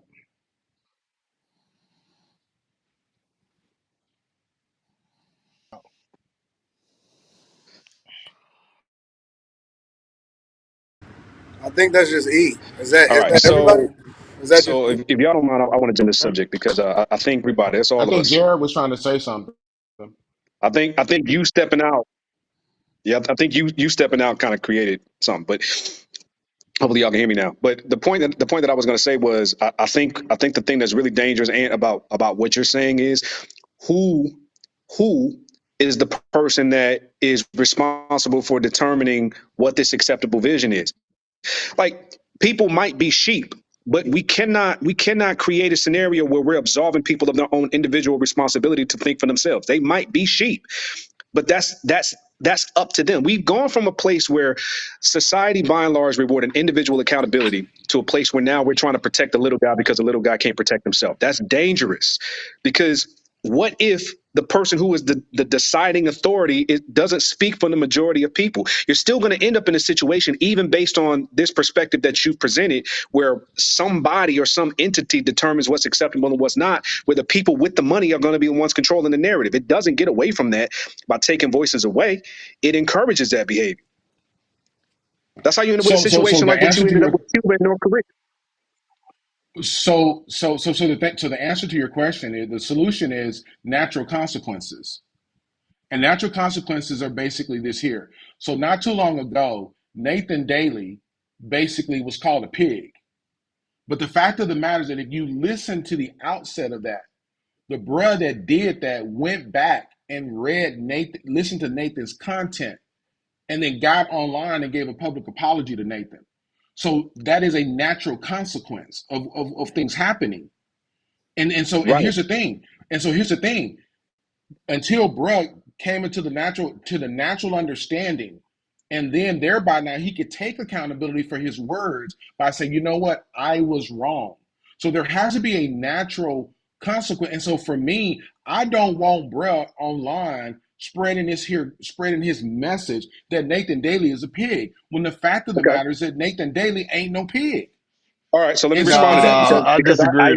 let me respond to that, because I agree with you as far as natural consequences concerned. But the fact of the matter is, had he not had the free speech to express Nathan Daly being a pig in the first place, he wouldn't have been held accountable to the point of where he felt compelled to give a public apology.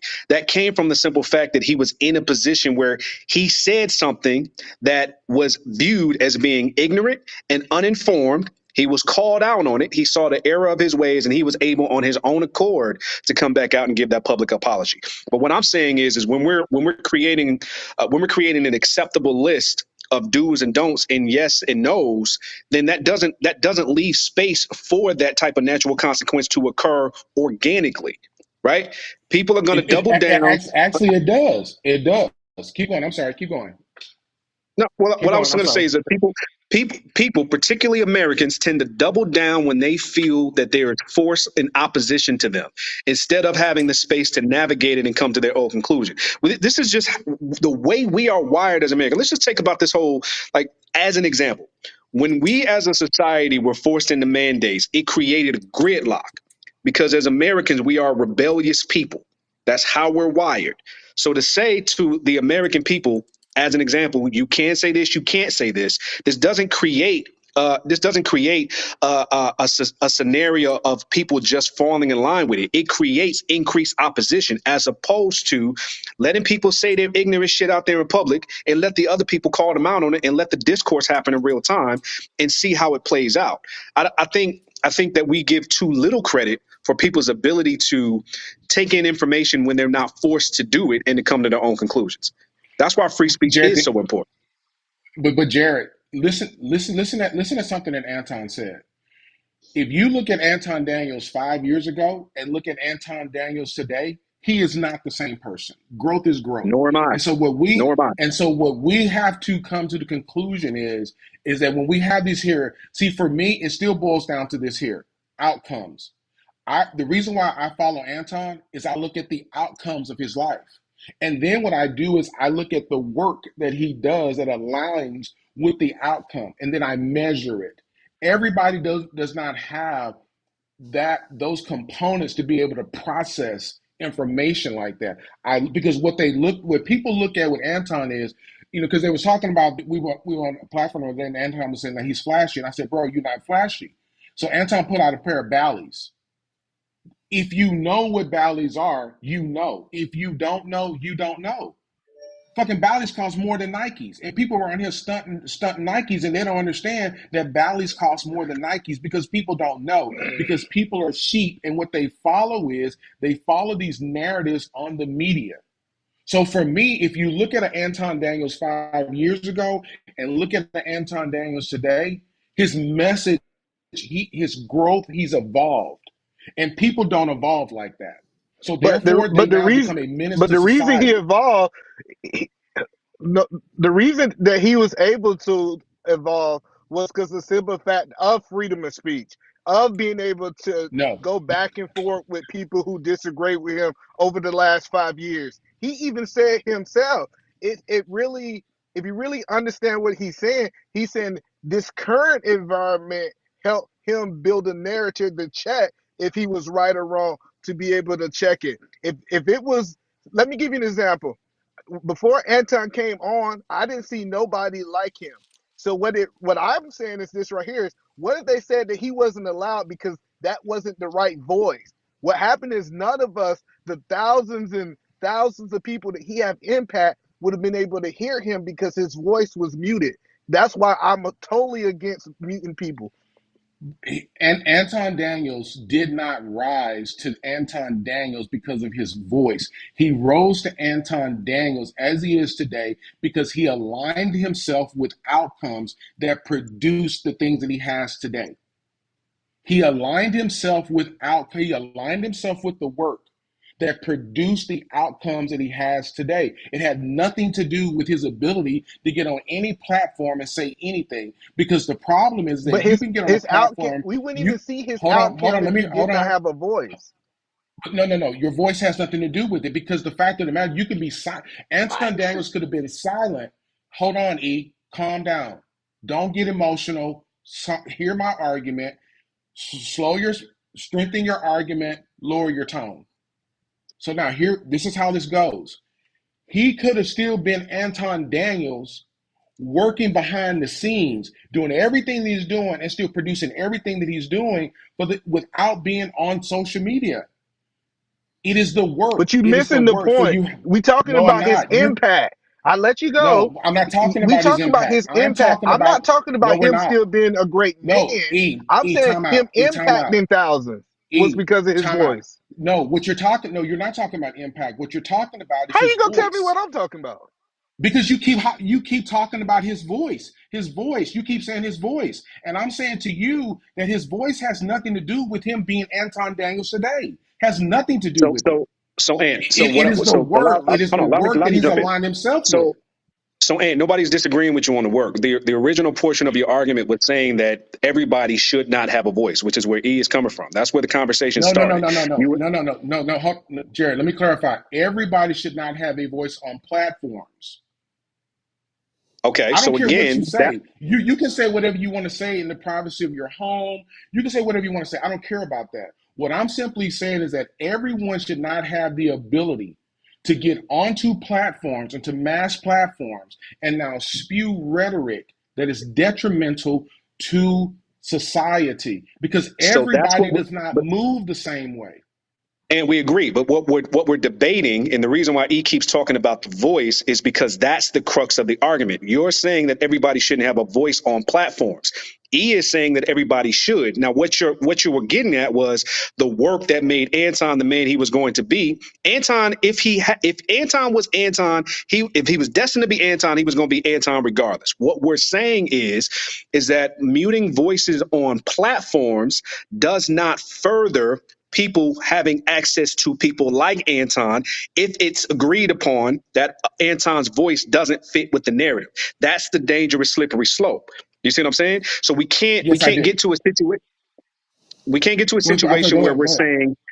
saying that some people's voices are acceptable on platforms and others aren't, just because of who that person may or may not be today is not who's deemed acceptable.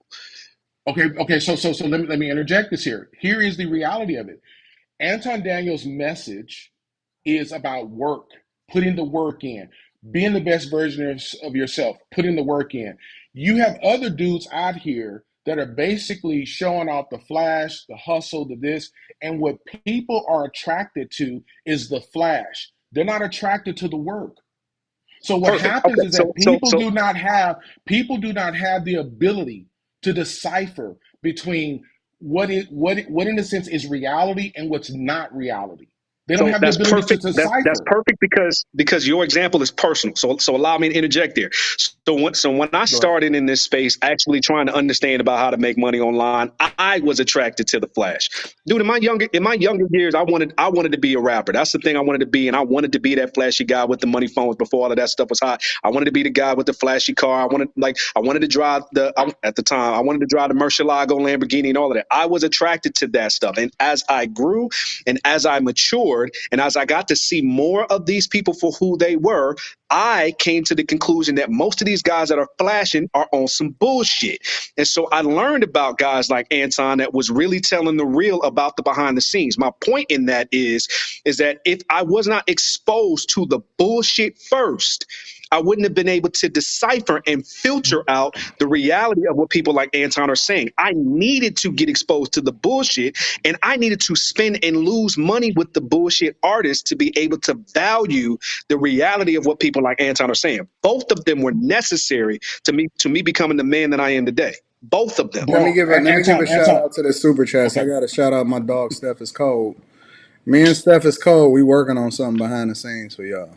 So So let me ask this question, hold on, Anton. How many hold on, followers? hold on, hold on. I'm sorry. I'm sorry. Go I ahead. got Go I ahead. got I'm to give sorry. a shout out to my dog Steph is cold. We working on some stuff. We gonna be doing some big things. So salute to the big homie. We love Steph is cold. That's my dog. Been rocking with him for an extended period of time. That is my guy. I appreciate you, big dog, for supporting the platform. And Steph is cold is my dog. Like that's my Steph guy. is cold. Nobody Salute, can Steph is say cold. anything negative about the homie. He is a he family to me. So that's my guy. I want to shout out to King Clay. He says, dude, why is this hard to understand? If there's no freedom of speech, we won't even be having this live session right now. And I definitely want to get into Shameen says if the YouTube overlords decided to censor Anton, we wouldn't be here. This is YouTube. Of course, Anton's voice matters. Who decides what is detrimental? And then my guy Thinking Man's podcast says, Anton's, please ask him who determine what is detrimental rhetoric. Anthony's thought process is flawed. It creates bias and echo chambers. Anthony, what do you think about all of this? So the question is this here.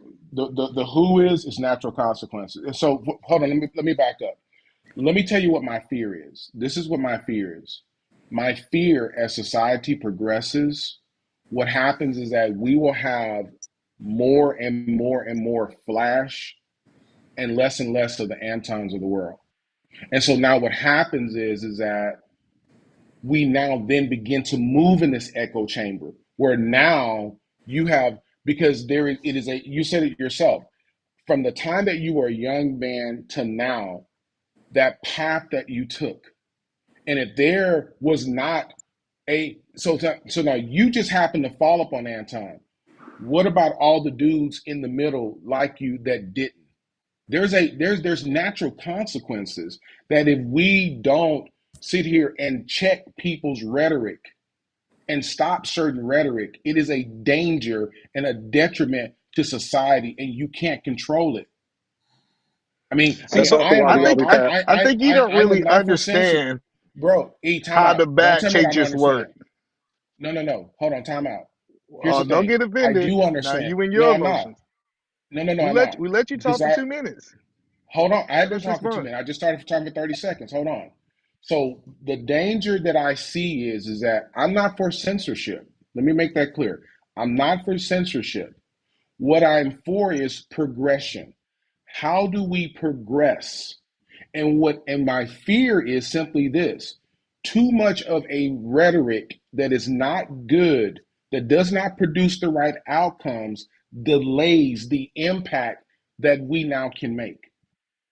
Too much of flash. Because now what happens is that you lose too much time. We lose too much time. And so for me, Anton should have if Anton Daniels right now, at the rate and how he's producing, because I love his bro, he should have 1 million followers because the impact that he made. But his message, his message has got to burrow through all the bullshit in order now to make the impact of society. He's got to burrow through too So much let us bullshit. respond, bro. We heard you. we have All to right, be. so So wait. So we're let me not ask a even worried question. about. So let me ask I a just want question to really say quickly. Let me ask a question really quickly.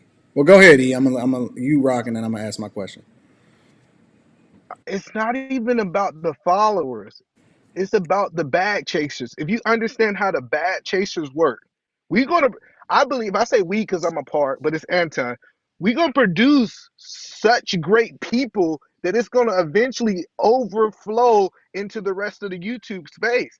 That's the whole point. If you really understand, I went from video to video to video and watched it. He's teaching us how to be able to move away from all the renegade and all the stuff that's going. So if you really understand what happened, we have a million people in the bad chasers, and we all chasing growth, and we all trying to take things to the next level. That is who's gonna have the impact on society because I feel like he's almost trying to duplicate himself with the bad chasers and that work ethic. That's what's gonna make the difference, in my opinion. Do y'all think that? Do you guys think that an overwhelming amount of people that may or may not say, according to whatever your opinion is, the bad thing or is emphasizing the bad thing is actually one of the things that could be worse for us? So I'll give you all an example, right? Something that doesn't impact me whatsoever, but could be used as an example according to what I see from a lot of people that's on the internet, right? They say that feminism.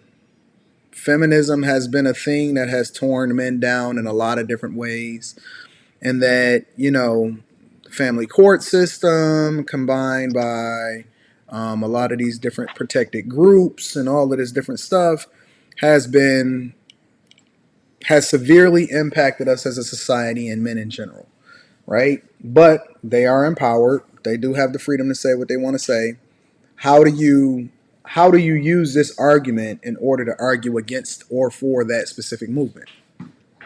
Like I always say about stuff, we as a society have to decide how much is too much. The concept of Hmm. whether it's feminism or civil rights, bringing women or black people or immigrants into the fold gave our country an economic might that was unmatched.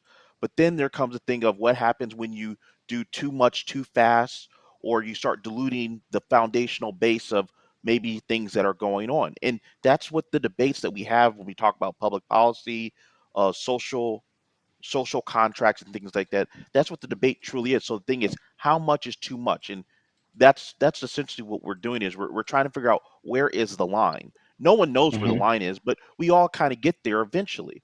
And that's okay. Like it's okay to have healthy debate and to self correct and readjust. It's okay to do that. My whole thing is when we're doing this stuff, we have to just understand the information we're taking in. We have to be objective, and we have to understand we probably can't get everything our own way. We have to probably give a little to get 90% of what we want or 80% of what we want. I mean, you talk Hmm. about a country of 330 million people, or your state, your city, your home, whatever you're doing, you don't get everything you want. And what we're really saying is if you let one group of people get everything the way they want, everyone's going to end up losing, except for maybe those small group of people. And eventually, that small group of people, they eventually lose too, because Hmm. if you like you look at some of these autocratic regimes, Hmm. they are in bad shape too when it comes down to it because they Hmm. got everything they want. If you get people stop producing for you, Hmm. that becomes problematic too because then the people, if they don't have anything, you got to give people the right amount because then you can have uprising. Look at the French Hmm. Revolution. If you oppress Hmm. people too much, eventually they get the guillotines out because they don't have anything anyway, so they might as well start taking what they can get, what you got. So it's a Bro, dance. those are good points. Is it Bro, those are good possible points. to have an environment where there's not necessarily freedom of speech, where it is beneficial to everybody or it's incredibly successful? So, like for No. example, we all know the specific examples of different countries and different times in history where you got communism and you got people that don't have freedom of speech, like where they say absolute power absolutely corrupts or anything like that. Hmm. Is it possible for somebody to have the type of business acumen and then combine with the great intentions and good character to where you can actually create an environment that's ideal or is the best for everybody in which freedom of speech is not necessarily the thing that we champion? Is it possible? And the reason why I asked that question is No, No. because because y'all. it's all, well, the reason why I asked this question is because it all comes back to the subject that we're talking about, which is Elon Musk, right? I mean, for all intents and purposes, on paper, as far as what we publicly know, he's the richest man in the world. A lot of us Hmm. align with him as far as his business acumen, his ability to engineer, Hmm. what he's Hmm. created in Tesla and SpaceX. But then, for example, you can go to the Hmm. other end of the spectrum, and there's people that's complaining about what's to come when it comes to Neuralink, right? And if you're familiar with Neuralink, Neuralink is basically the implantation of a chip or a microchip, or you can talk about this humanoid robot that they got coming out, right? Hmm.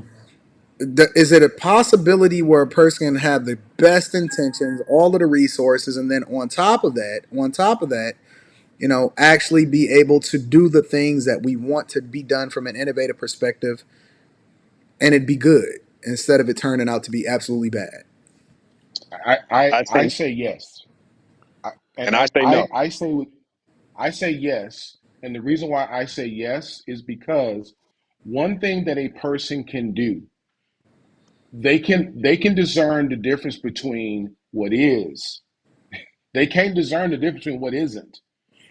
Elon Musk, I don't care what you say about him, more people will follow Elon Musk because when they hear Elon Musk, they see Tesla, they see success, and so now it is about the outcome. And so now what happens is that you automatically align yourself. If you align with Elon Musk, now you're going to align the work that you do. The work that you do to be successful like Elon Musk, whether you're going to invest in Tesla stock, you're going to invest in Neuro, you're going to invest in all these here things because you're aligning with that success. That's what people do. But if we get caught up with these narratives that don't produce no results other than trash, then now what happens? See, that's why the black culture is trash, because we align ourselves with this fictitious things and nothing of success. You have to Well, align yourself with success. And that's first of all, just it. If you're not not aligning with everyone's going to be success, successful. Not no, everyone's no, going to be no. Thank But you. success, successful. but you're right. But success is all relative. Because if I make 250,000, I may consider myself successful. If I make 500 million, I may consider myself. But what it boils down to is that when are we going to align ourselves with the work in order now to get the outcomes? And the outcomes are tangible. People talking Okay, and so running their mouth ain't tangible. No, all right, but so the if I thing may, is, because go ahead, Christian. Go ahead. I want to jump yeah. in on So this, but I certainly want to give you a chance to speak. yes, so the thing is, we should allow people to put information out into the atmosphere or into over the airways. But thing is, we always have to make sure. So if you say you can do, let's say you got on here. I'm just giving an example. Hey, you can make $1 million selling crack cocaine. Let's just say you said that. I'm Mhm. not saying you did. Let's say you said that. Right. I That's understand, Christian. fine because maybe you could, but we have to make sure that everyone understands. We play out what that all looks like over the life cycle of doing that and what the effects can be. And then I people have agree. to make a decision, is that what is the best option? Now, what happens is the reason why you see people get taken for a ride, whether it's with Hmm. the flash culture, street culture, or even Hmm. just working a 9 to 5, people are never honest or transparent about what the full picture is. And the thing Right. is, the job of these platforms like Anton or anything that's on the internet is to let people see what it is they really are getting themselves into, and then they can make an informed decision. Now, they can change their mind, they can ignore it, they can do whatever. But thing is, you have to get the information out there. It's on the person on the receiving end to understand it. Now, if they decide they want to go sling crack cocaine, have at it. But hey, they know what's on the other side. If they decide they want to go be an engineer and go to and make break patents, understand what's on the other side of that. That's okay. Hmm. Everyone just have Hmm. to understand what is going to be on the other side and what's the process, and if they can live with those results. Too often, people are not informed of what that is, and that's why Hmm. I understand what you're saying. There's the people who are the predators preying on the prey. I get what you're Right. saying. We can't protect everybody. We can't. We cannot protect everybody. We do not want to live in a society where everyone's protected, because there's winners and there's losers. That's just the way of the world. So again, we just have to show people what's out there, and they gotta process it of how they're going to deal with that. So Appreciate if I can jump in on this. those are great points. Those are great points, bro. So So if I may, I think it's very important to understand there's a reason why there's a 97%, 99%, 0.1%. Because even when you're talking about quantifying success, and to your point, one person's version of success is to become a billionaire. Another person's version of success is to not have to go to work every day. And how do you quantify that? It's going to be different for each of us. And the human condition, particularly the American human condition, is the ability to choose our own path. Some of us are willing to do what's necessary to achieve what we say we want. Some of us are not. There's a reason why there's only 300 some odd, 400 people on this stream, but there's 40 million of us here in the States. There's never going to be a scenario where everybody is willing to do the same thing to achieve the particular results. There's going to be a small, minute group of people that are willing to do whatever it takes. That's why Elon Musk is the richest person in the world. A combination between work ethic, timing, education, grit, all of those things align in the perfect way to make him where he is at this point in time. Could that be replicated by somebody else? Possibly. Will most people be willing to do what he did to get there? Probably not. And that's okay. But when we're talking about, again, determining what is the right path for everybody, there's going to be somebody that rebels. The iPhone came out and was revolutionary for smartphones. Android came out a year later and people flocked to Android, not because iPhone was bad, but because they wanted something other than what was popular. People need to have the ability to choose for themselves. And when we say we're going to create this system, whatever it may be, and it's best for all of you, naturally, people are going to rebel and say, no, I don't rock with that. I want to go in this direction. I don't want what Ann says is success. I want to be over here. I don't want to have to work 80 hours a week to have my $1 million home. I want to be able to relax on the farm by the lake, and I want to have to worry about any of those material struggles.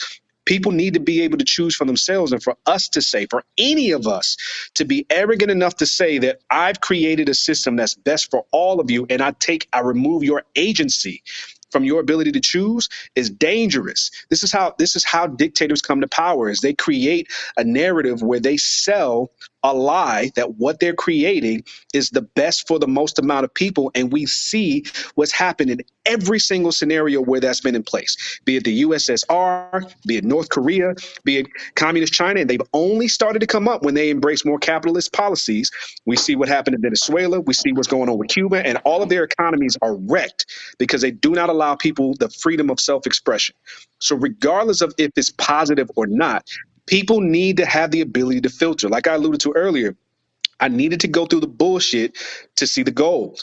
I needed to be able to have the bad experiences to appreciate the good ones.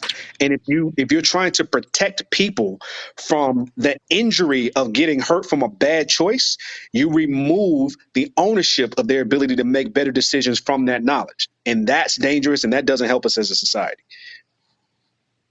That's a good point. The thing I'll But close off and I'll say this here. We have to now begin, guys, to move into a mindset of outcomes, measurable outcomes, and then aligning ourselves with those outcomes, aligning ourselves with the work in order to get those outcomes.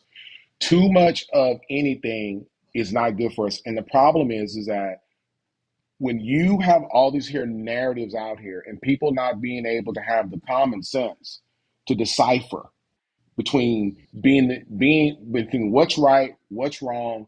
For me, then it creates a society that produces exactly what it produces right now. And so for me, it simply is aligning with the work.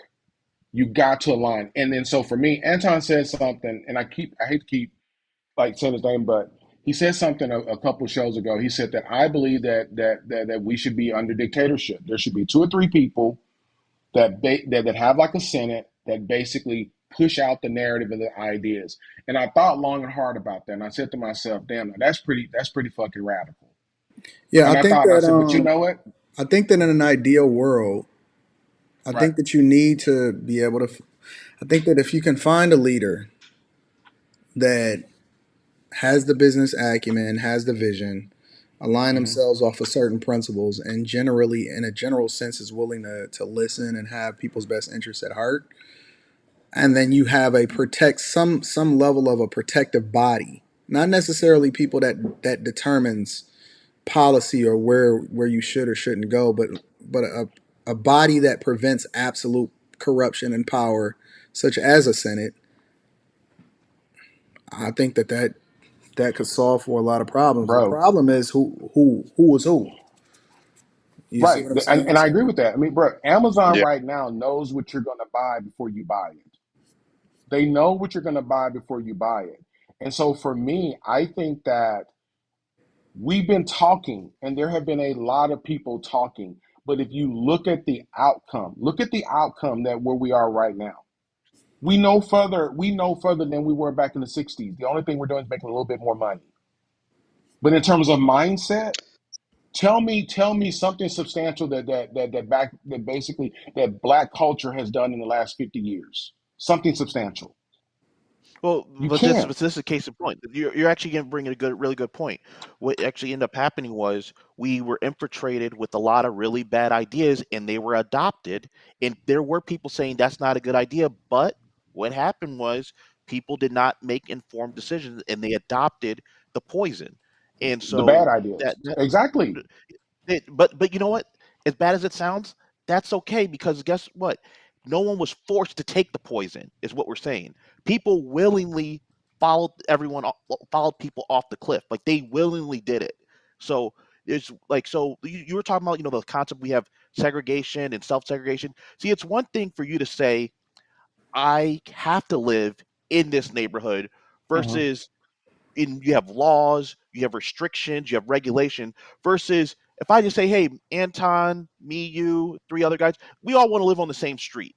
We're there willingly. We can get up and leave whenever we want to. That's a very different situation. Okay. Mhm. We're saying you don't want people to be forced. When people are forced, that's a whole different thing. Like we cannot be in the business of forcing people to do stuff. You can maybe influence them. You can show them that maybe this is the best way. But when you start Mhm. actually using force, because force is done at the end of a gun, right? Mhm. Let's get real. Mhm. That's the only way you really force people to do it. We do not want to live in that world. I'm Now, I telling you. believe in living in a capitalistic society.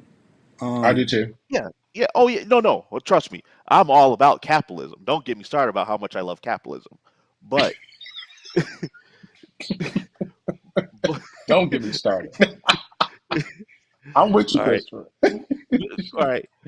But Go the ahead, bro. thing is, we have to understand people have free will, and we have to allow people autonomy, and that means the autonomy to fail.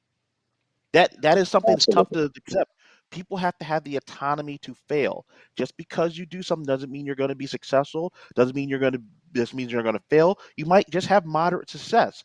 Me and you might do the same thing, and we might have two different outcomes, and that's okay. That is really Absolutely. okay. And Christian, if I may expound on your point, I think something that's also very important is we need the ability to learn from historical context. So if generations before us made bad decisions, then we need the freedom and the ability to look back on those bad decisions and learn from those. Let's take the civil rights as an example. We know that most society effectively adopted the ideologies of Dr. King, but I'm hearing more and more young black people today aligning with Malcolm X. And that's through the lens of historical context, and that's fine. If we weren't as black people given the ability to make mistakes, I even use a personal example. So I grew up in poverty without my father, and that allows me to be a present, attentive, and active father with my children today. My children will never know what life looked like from me growing up because I'm able to learn from the mistakes of my parents and my grandparents and create a new narrative and a new normal for them. But if we weren't given the freedom to be able to do that, then I wouldn't have had the experiences that influence the decisions that I make today. We have to be able to make the bad decisions so that we can learn from the good ones. I saw somebody put in the super chat about Hitler thought Hence, Hitler agreed with censorship so much to the point he thought it was okay to burn books. And we see what that society did. We needed what happened in that society to be able to look back and learn back from it as to what not to do. We can put the pieces together of what occurred to get to that point, what rhetoric they were fed, what bullshit they bought into, what ideology the people had at that point in time to see, okay, that leads to that. But yet and still, it needed to happen so that generations after can learn from them what not to do. And they need the freedom of being able to do that. If we're trying to create a scenario where we're trying to protect people from injury before it happens, our people don't get any stronger. They don't get any more intelligent. They don't get any more capable because, again, we've robbed them of the ability to do that. That's why, Is in my there? opinion, Do we have go ahead. a historical example of that being successful? So you take a Hitler and you take the opposite of him, his sentiment and what it was that he stood for, but you use it you do it on a reverse. You do it in a good way because to ignore the fact that a lot of these people Well, and a lot of these dictators throughout history haven't been overly successful with in the negative, right? Would be short with the sighted, Saudis, right? the Because I Saudi, think that you can learn from Saudis. anything. You can learn anything from Hmm. anybody. But if you take that and you Right. apply that from a positive perspective, just assumption. Do we have Hmm. do we have a historical example of that happening? I So Right? think we're you do living have in one. you do have I the think we're example living of in the one. Saudis. They have essentially a autocratic dictatorship, right? The one Who? Who's family this now? run Who's this? the Saudis. Sorry. Okay. Yeah. And what happens is they have a very, very healthy, strong social safety net, and they have a lot of other things that are available to them. But then there's going to become a point where, but what don't they deal with? They're not dealing with large, large migration. They don't have a this massively growing population. So they have a bigger resource that prints money. So they have all that. But let's say if they have for instance, like they have a downturn in their economy, like they did a few years ago, or you start having a growing population where you can't service these people, what ends up happening is people start saying, "Well, geez, things weren't okay the way they were, and I think I want to be able to do things on my own a little bit." So there is like you do have examples when you have a high enough production and you have a low enough population where people can be their daily lives can be kind of taken care of and they can live like a kind of a level of a level of what Anton like a level of subsistence that they can all enjoy, right? But those situations are few and far between, and they're very very pacific in nature. Um, Typically countries with Absolutely. small populations, export economies with namely oil or natural resource reserves. They're typically not involved in manufacturing or services of goods. There's a lot of things that go on there, but the main thing is that it's not scalable, and it also those sites will typically be very insular, right? So just think about it. You mean we talk about? I mean, would anybody want to live in Saudi? I mean, it's a very different culture. I don't know if people want to Well, live there let's like flip it. that. Right. What about What about Sweden, Anton? What about Sweden? I don't Because know I much about jumped on there Sweden. I real know a quick. lot about All Denmark. right, Sweden. For example, Sweden. We get a lot of people from Sweden, from those Norwegian countries. They invest their money into Western countries because they have restriction on ownership, on mass ownership of property and of certain things, and so They do. their money leaves the country because they cannot accumulate wealth legally within That their is true. well, well, not legally. They get taxed at such a high rate Yeah, that because it is it's more of a socialist country. It's a socialist construct, right? but and So again, they're so having issues up in those countries because they've taken in a mass amount of migration, and so their population is increasing. They have people coming in who have different values than the people who've been there. I mean, we're not trying to like get into like this nationalistic or like this. I mean, it. This is some stuff where you have to look at how this stuff really works and how they were Well, able to well, execute. let me ask this question before you go, Ant. Before you say what you're gonna say. Mhm. Is it a is there a form? Because okay, here's my biggest thing. America, obviously, in my opinion, and in a lot of people's opinion, regardless of whatever issues that we have in this country, is the best country to live in on earth. I mean, it's the greatest country on earth, right? On the flip side of that, though, we all can say that it's clear that America has still a lot of problems, right? I mean, we Hmm. have a growing national debt, we have homelessness problems, we got people that's feeling entitled, and whatever. Inflation is crazy. It's a lot of different things that we can point to. Some people can say, "Oh, okay, there's still a lot of racism," blah blah blah blah blah, whatever it is, right? So we know, as good as it is, it's not perfect. Is there another form of some combination of capitalism combined with something else that That's what would we had yield better essentially, right? results than what it is that we have now? Because it's I one mean, thing to that's identify the problems, it's one thing to say what we shouldn't do. We all agree Right. that we all love freedom of speech, that we shouldn't get rid of it, but it's only certain voices that should be in. I don't know, whatever, right? Is there a solution to the thing that we don't agree with, though? Is the thing that I'm wondering. I mean, isn't what the Western experiment really is about a neoliberal economic and social policy? That's what this really is, right? That's what it is, and that's what we're debating. We're living in it because we're trying to decide. This is the road, and we're trying to decide. You know, what's inside the lines and what's outside the lines. That's what all this stuff is.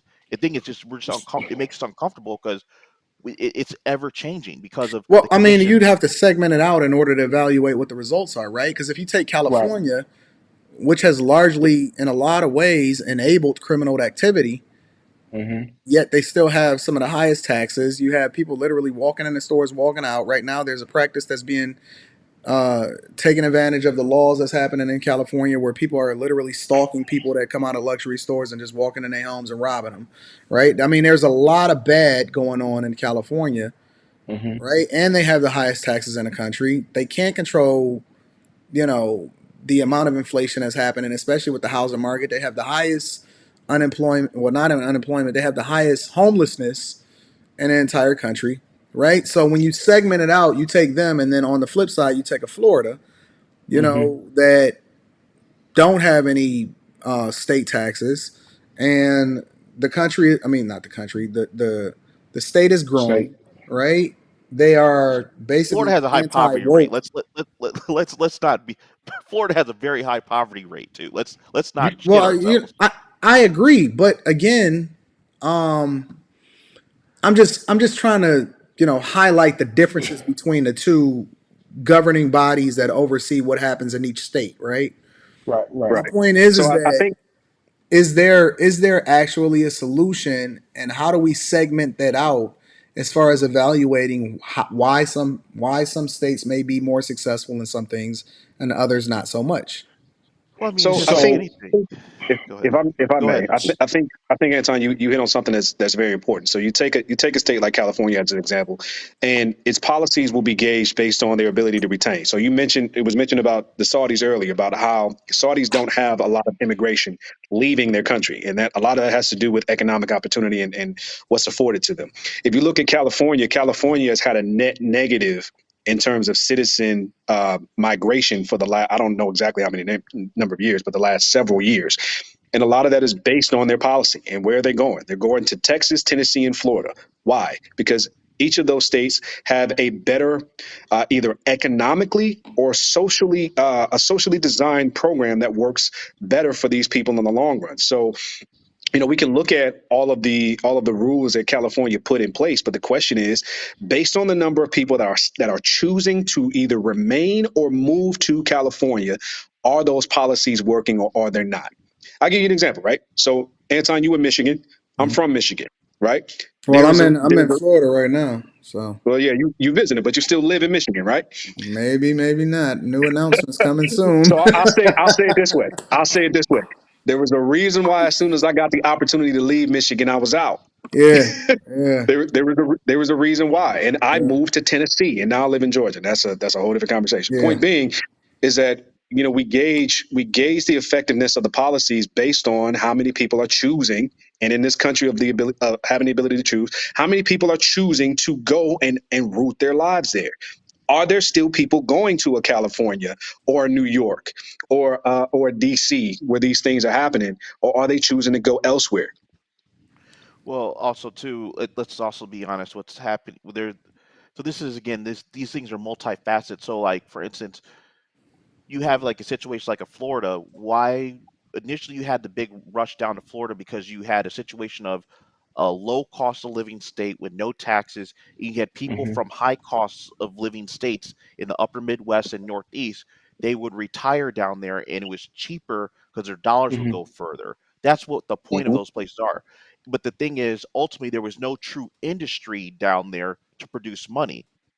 Now, you've had people now migrating into Florida, and still the base level industry in Florida does not pay well. Hospitality, tourism, things of that nature, Hospitality. not very Hmm. Yeah. well Yeah. paying. But now, because of different things, you can work remotely, you can trade, you can be a financial advisor, and you have a portfolio book out of Chicagoland or out of DC or out of Seattle, and work in Florida. And so that creates a different dynamic. And then eventually, as you have more people, you have a critical mass. You can deliver goods and services to your nearby market. So we all get that concept. The it the the whole thing is, do the people, when they go places, do they have access to employment, and does the employment that pay them give them access to goods and services at a reasonable ratio to what they're bringing in? That's like what the argument is. The taxes that distorts pricing, and I should say, yeah, distorts pricing, right? um, that's what that does. In terms of what we have in California, obviously this is what happens when you go too far in one direction. That is obviously what the California experiment is. But then, everyone's running to Texas and Florida, but trust me, there's plenty of people get to Texas and Florida and they go like, yeah, this isn't what we thought it was going to be, right? They have their challenges too, because people are used to certain levels of infrastructure and services when they get to places. So again, do you want to get somewhere, and for instance, there's no high school within 10 miles of where you live. You have to go 10, 15 miles to the closest high school for your kids to go to, when that would never even be imaginable in other parts of the country. So there's things that there's trade-offs to all this stuff that we deal with. So, And so Christian, one thing that you said earlier in our conversation, and not to kind of get back to what the question that Anton was asking, I looked up Sweden and like just leadership, and their whole, I guess, methodology or whatever they call it, I guess, Lagom is spelled Lagom.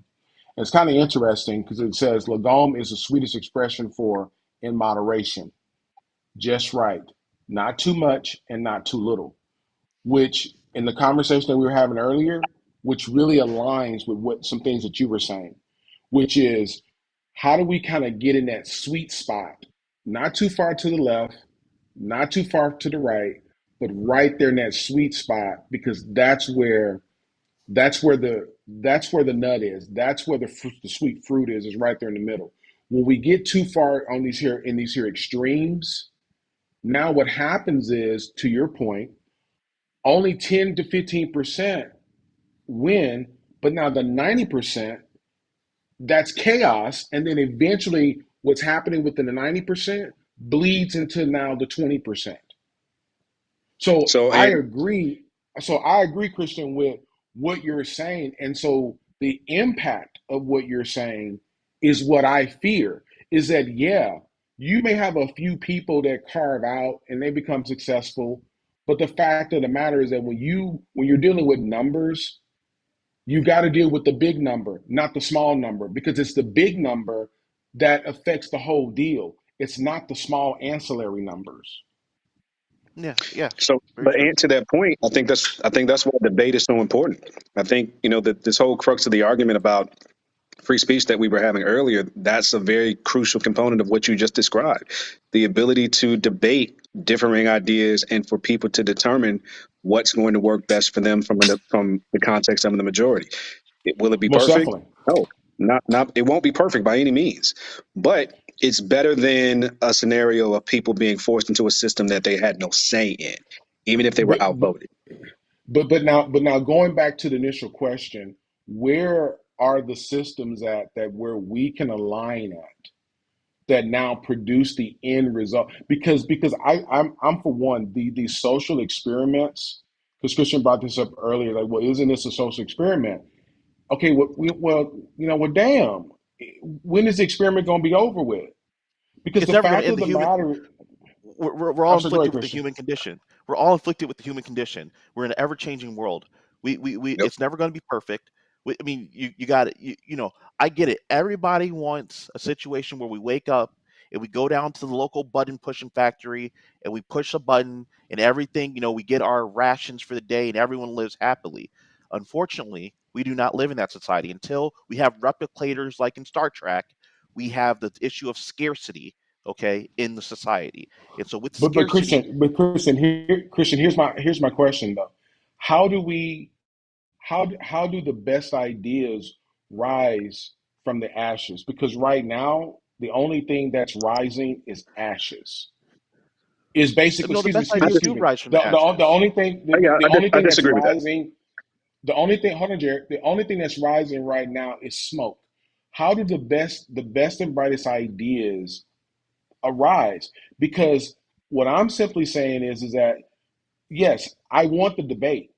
I'm not trying to be right, and I don't care if I'm wrong. I'm just trying to figure it out. And I think that talking with you, with with you men, smart, intelligent, intellectual, it now makes you deep dive on the actual solution and not just this narrative of, well, I want to say whatever the fuck I want to say. Ain't nobody Right. talking about that. You can say what you want to say. However, is what you're saying producing a outcome that is now for the betterment of society? Well, I Or mean, are you just again, talking some bullshit? I mean, look, we all want people to consume meaningful information, but if they want to sit around and watch cat videos for 8 hours, they can do that too. Like we can't control this stuff. Like you're asking people to control something that can't Bruh. be controlled. Okay, look, I should be sitting here coding a worksheet Christian say right now, but watching cat videos. oh no, look, you can't Christian, you wait a can't. minute, damn it. Damn it, hold on, Christian. These motherfucking cat videos, they not productive. What the fuck is you watching a cat video? Man, you don't understand. These cat videos, don't start watching them. Start watching them. You will get It's sucked a in. cat video. Christian, what about the people watching the videos with a girl eating a lobster and slipping and slurping? That's the internet for you, man.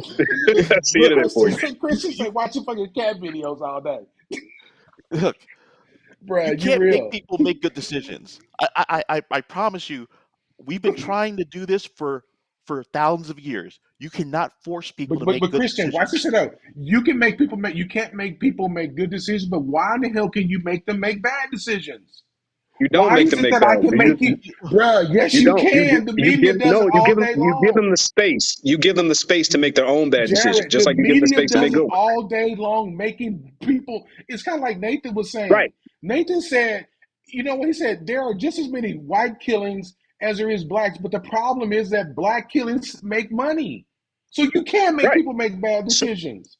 but so again, I disagree with that because even with that, they can push bad information. But even still, there's a reason why CNN Plus went belly up after a month because there are more and more people that saying, "I'm sick of this bullshit. Like I'm sick of watching you spin this narrative a particular way." CNN is seeing the lowest, and MSNBC as well. They're seeing the lowest ratings that they've ever seen.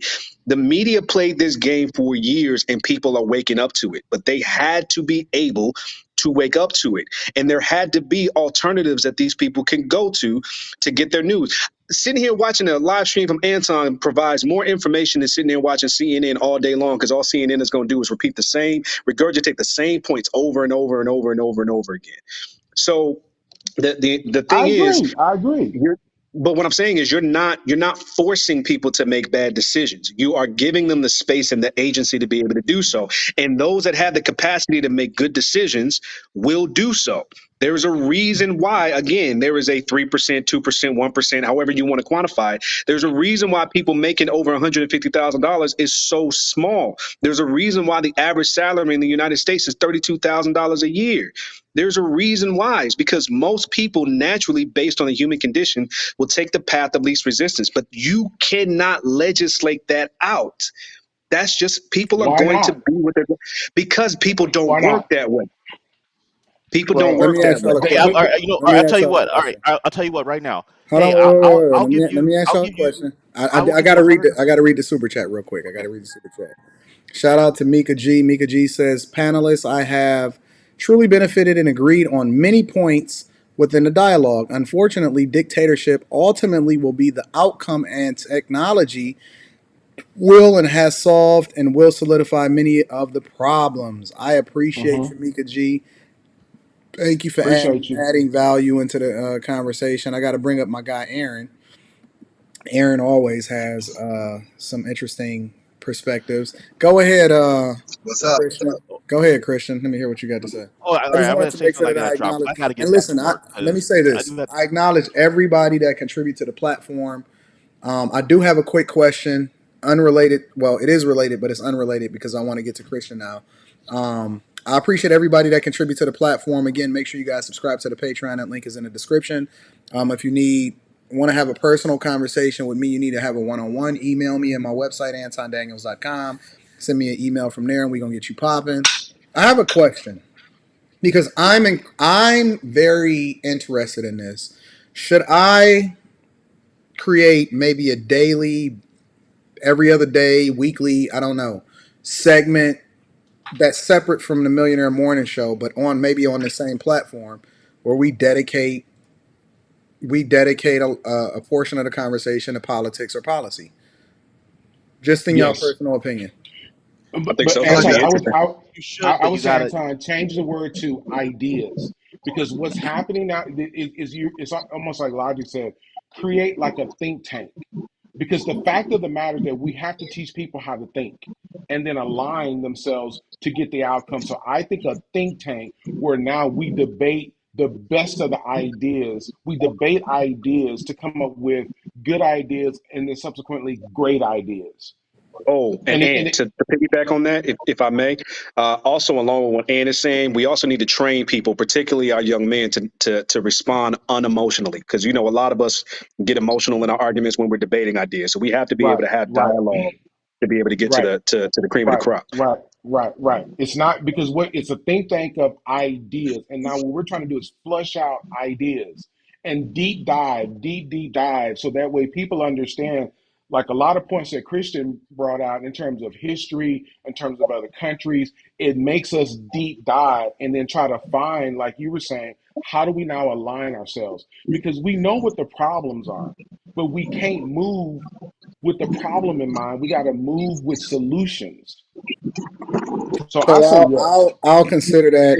I'll You know start what to though? mine You that know what, out bro? as far as what that looks like. I am going to create a segment of this platform that's dedicated to having conversations about politics. So I think that would be pretty awesome. So I'm gonna work on that for y'all. I don't know where it's gonna come in my schedule, but I'm definitely gonna work on it. Go ahead, Christian, and then I want to get to. I definitely want to get to Can I Aaron's add something thoughts. real quick? Yeah, Because yeah. they said get Go rid of ahead, Aaron. emotions. We can't get rid of emotions because emotions are passionate, and most people have their best ideas when they're passionate. So maybe a non-destructive emotional, which is fine, but we need emotions because that's majority of our decision making comes from our emotions, I and agree the with you. majority That's of not our when I talent say and creativity comes from our Well, emotions. hold So on, we need y'all, that. hold on. I don't want to get away from because I did have Christian in the All right. queue to be able to illustrate his point. Go ahead, Christian. I know you was about to Yeah, say so I'm gonna say this. I got to get back to work. So, what I do want to say is, you want to know why people do not do the right thing all the time because of humans respond to incentives.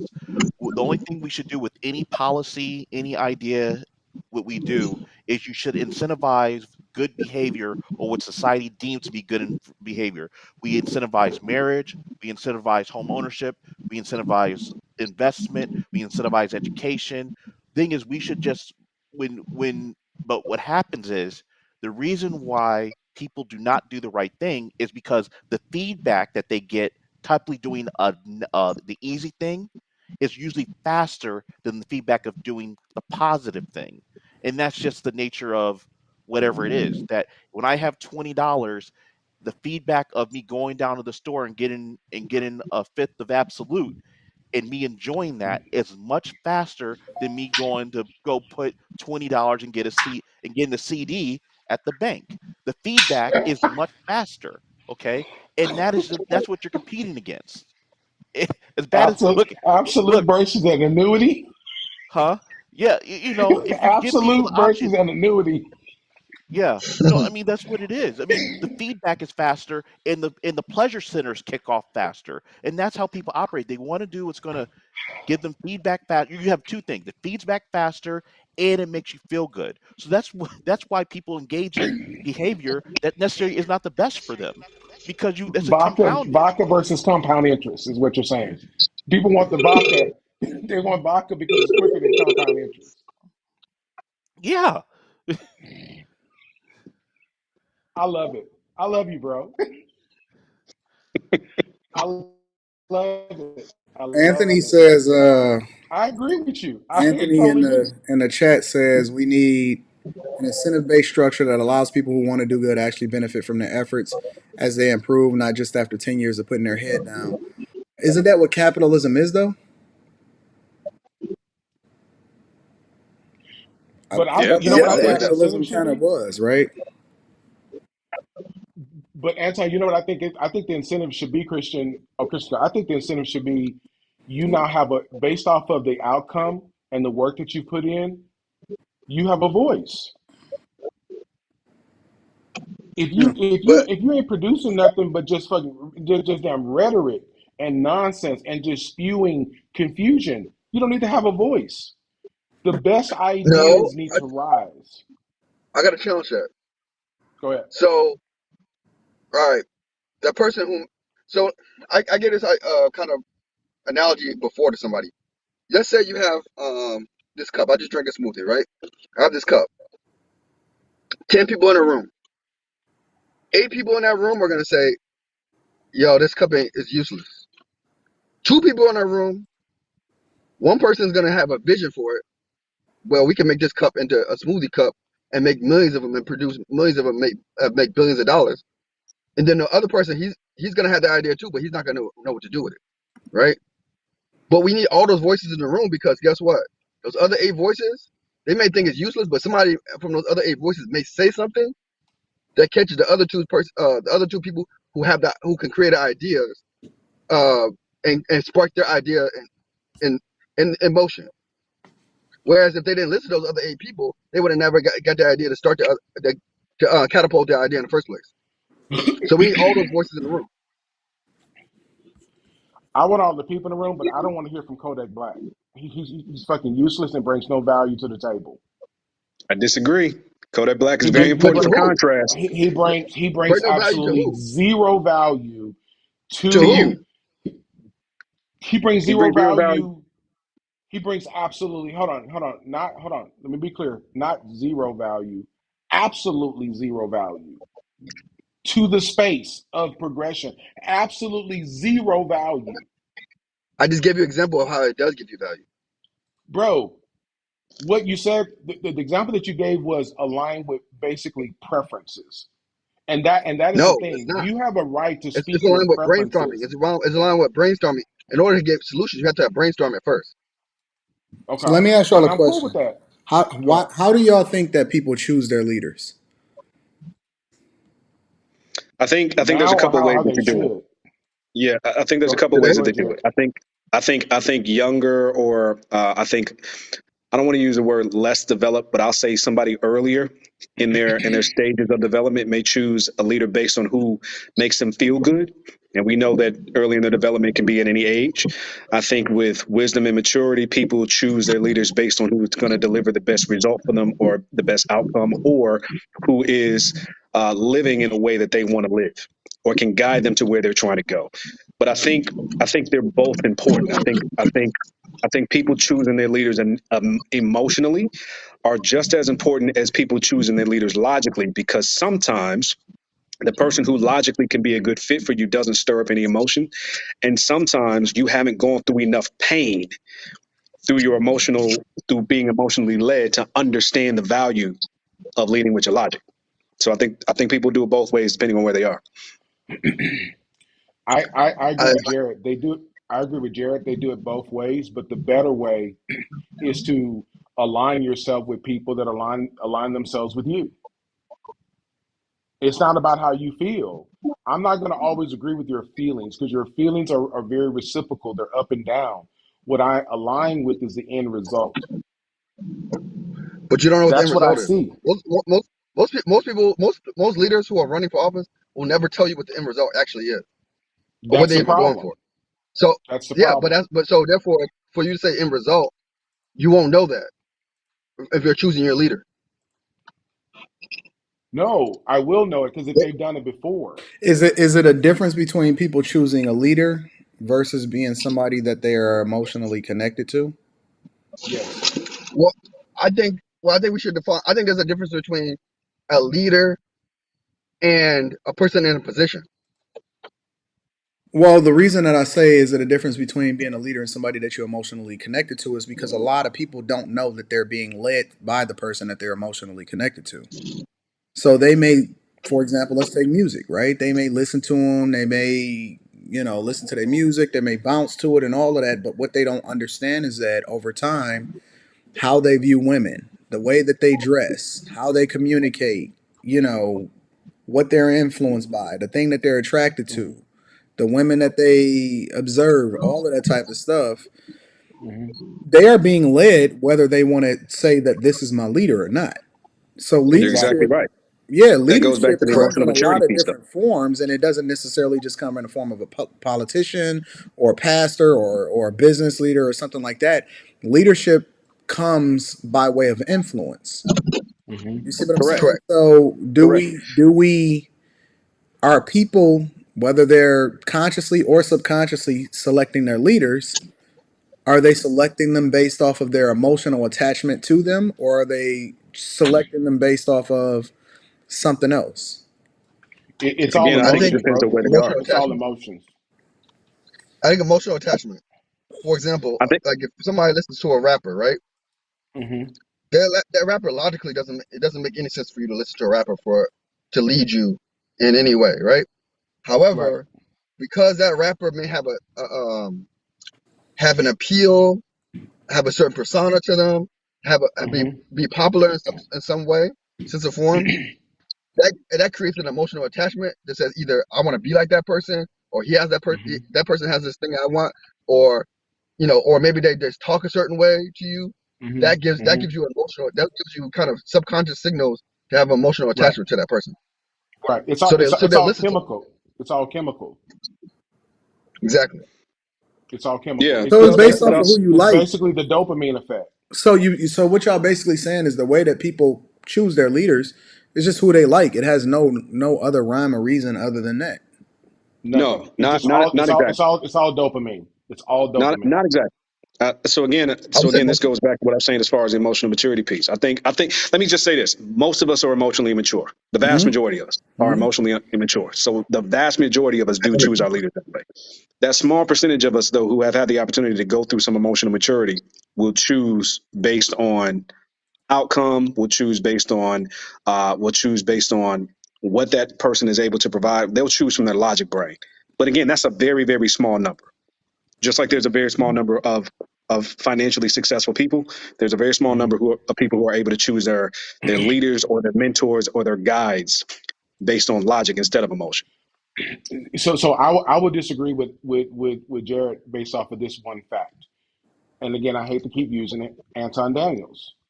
If Anton Daniels had not basically walked through the process and basically and then now is a likable person and hits people's dopamine, people wouldn't follow him.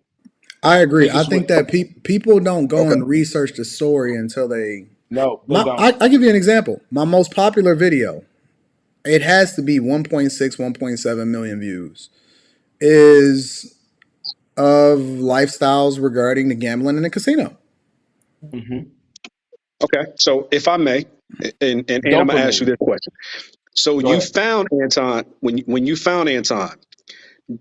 I'm gonna ask you. There's a difference between when you initially follow somebody and choosing to continue to follow somebody.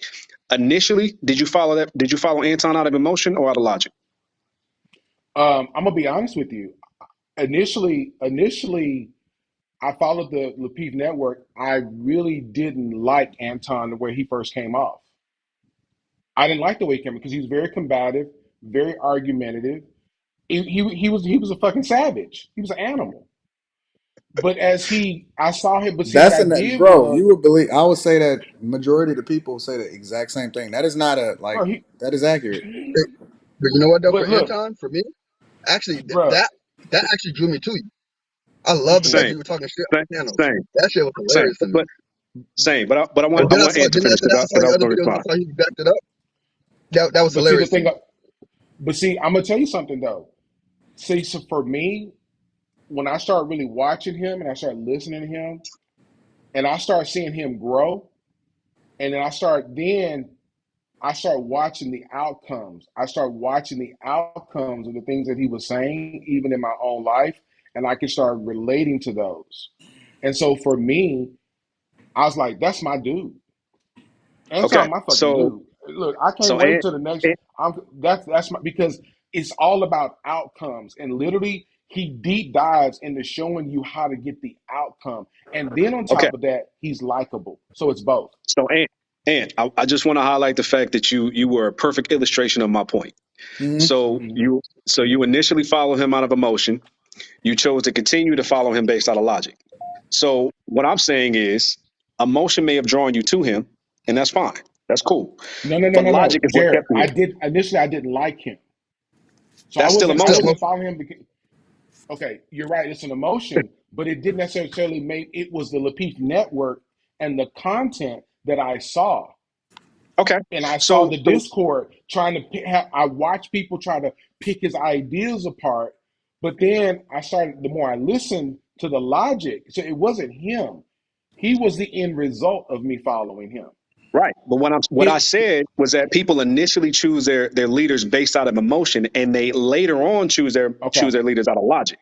So okay, that's a highlight okay, of what I'm saying. So regardless okay, of if you liked him or not, initially it was emotional. Later on it was logic. So okay. for me, for me personally, when I first saw Anson, I was like, yo, I like that too. It was comedy to me. I was like, yo, this dude is tearing these folks Bro apart, is and a I'm loving savage. That shit's it. But hilarious. He's the more I savage. watched Hilarious. him, the more I watched him and the more I actually saw that he knew what he was talking about, I was like, okay, now logically, now I actually have a reason to continue to tune in, right? Bro, Because the Anton entertainment factor Anton was was only like going to last so long. Anton would Anton do was this with with his Rolex, and I'm like, that was hilarious. Anton was like that dude in Casino. He fucking going through busting heads. He was bugging. He was a head buster. Yo, But but you know what? Honestly, so this is an example though, in that um a lot of people though first identify with other people, not just me, just in a general sense. A lot of people identify with other people um based off of entertainment, right? Mhm. Based off of being entertained, but then you have to have some substance to keep them. It's one thing to Right. get them; it's another thing to keep them, and that's a different conversation. And that, um, like, I'll give you an They didn't example. Like, I think it's some terrible leaders out here that people have followed. For one, I'll give you that I disagree with overwhelmingly is Umar Johnson. I think that Umar Johnson is one of the best examples of a horrible leader that when you start to see how he lives his life, it's hmm not a reflection of the thing that he's advocating for, hmm Yep. right? And I'm not even asking him to be all the way there because I think that everybody is continuously on a journey. But when you hmm start to ask him, okay, well, is the thing that you asking other people, get a black man, get a, okay, sir, you're not even married. You know what I'm saying? Like, it doesn't make sense to me. And so the thing that I Right. did before I Right. even started having conversations is I documented the journey for years, had Right. to get the results, and then I started giving people insight based off of my own life experience. And I don't think that people make decisions.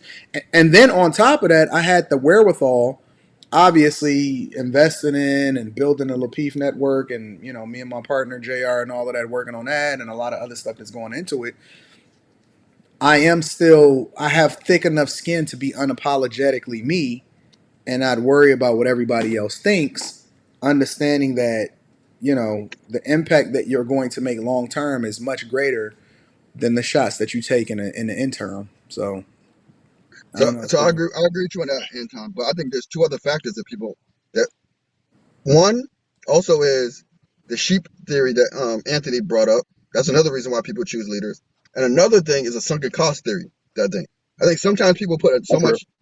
some people put so much emotional capital into a leader, even if that leader has shown to do whatever they did, they're still gonna follow them just because they feel like they put so much into them already. Hmm. So I think that's another those are other two factors we got to take into account too. Yeah. Hmm. I Yeah, don't you're know. right I'm about just that. I'm just willing to I'm just willing to you know embrace whatever But but comes along with it. but Smoke, Anton, I good, think you bad. said I think the thing about it is that you actually you summed it all up.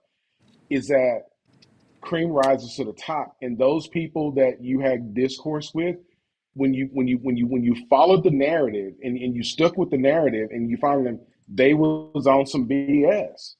Yeah. It is all about outcomes. Either you have it or you don't. Yeah. People are going to follow you.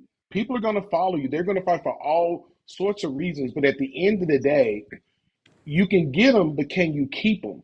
And that to me is the narrative. We want to get people, yeah, but we want to keep them because that's where you make the true impact. That's how you build armies. That's how you build social financial armies is getting people and keeping them, and then that's how you control the dollar. That's how you control enterprise. Yeah. Not just getting people because you can just get them because of the flash. No, we got to keep them. We got to have that substance because black people are so used to getting hyped up. We're the most emotional people that there are on the face of the planet.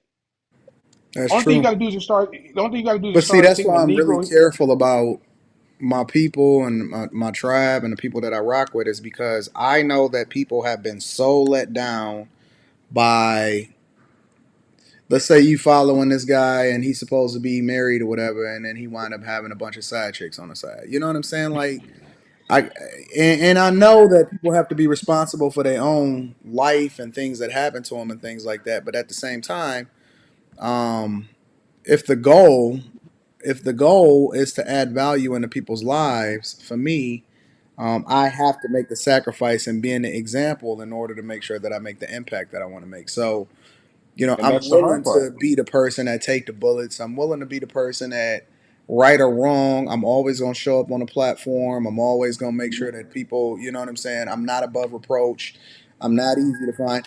The bad thing about that, though, I will say that the more human and more relatable I am as a result of being able to be touched or have a conversation with, I think it's the less appreciation people have. So, Anton, I got a question for you. Yep, How did you I agree. feel? How did you feel? How did you feel? Did you feel a sense of accomplishment when you came off of JT's panel? Because Um, JT was there.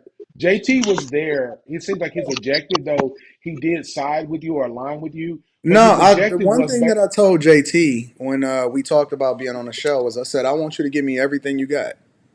Right, Like, hit me.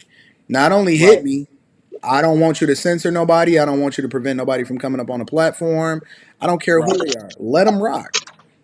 right, I'm willing to stand on whatever comes along with whatever. It don't matter about the relationship. It don't matter if JT came into my Patreon and he did shows. It don't matter what the none of that. None of that matters. Hold me with the same amount of fire that you hold anybody else. This is what people want to see. I didn't have to come. I didn't have to go on the right. show. Me and JT would have still been cool. But I did it because I'm showing people that right or wrong, I'm willing to take ownership and responsibility for anything I do. No matter what it is, I'm going to own it. And so, grill me, check me, deep dive into me, check into my past, looking at all of my old videos. I don't care about that. It's a lot of myths and a lot of stuff, right? I could have, and I had a whole lot of documentation, right? I had my brokerage account ready to be shown. JT was actually telling me like, "Nah, bro, don't do that because that's bad as far as security and all of that." Like, I was willing to log into all of my accounts and show everything to everybody. Obviously, we had a limited amount of time because of the different debates, but I am willing to be the most transparent dude, right or wrong, whether you like me or you don't like me.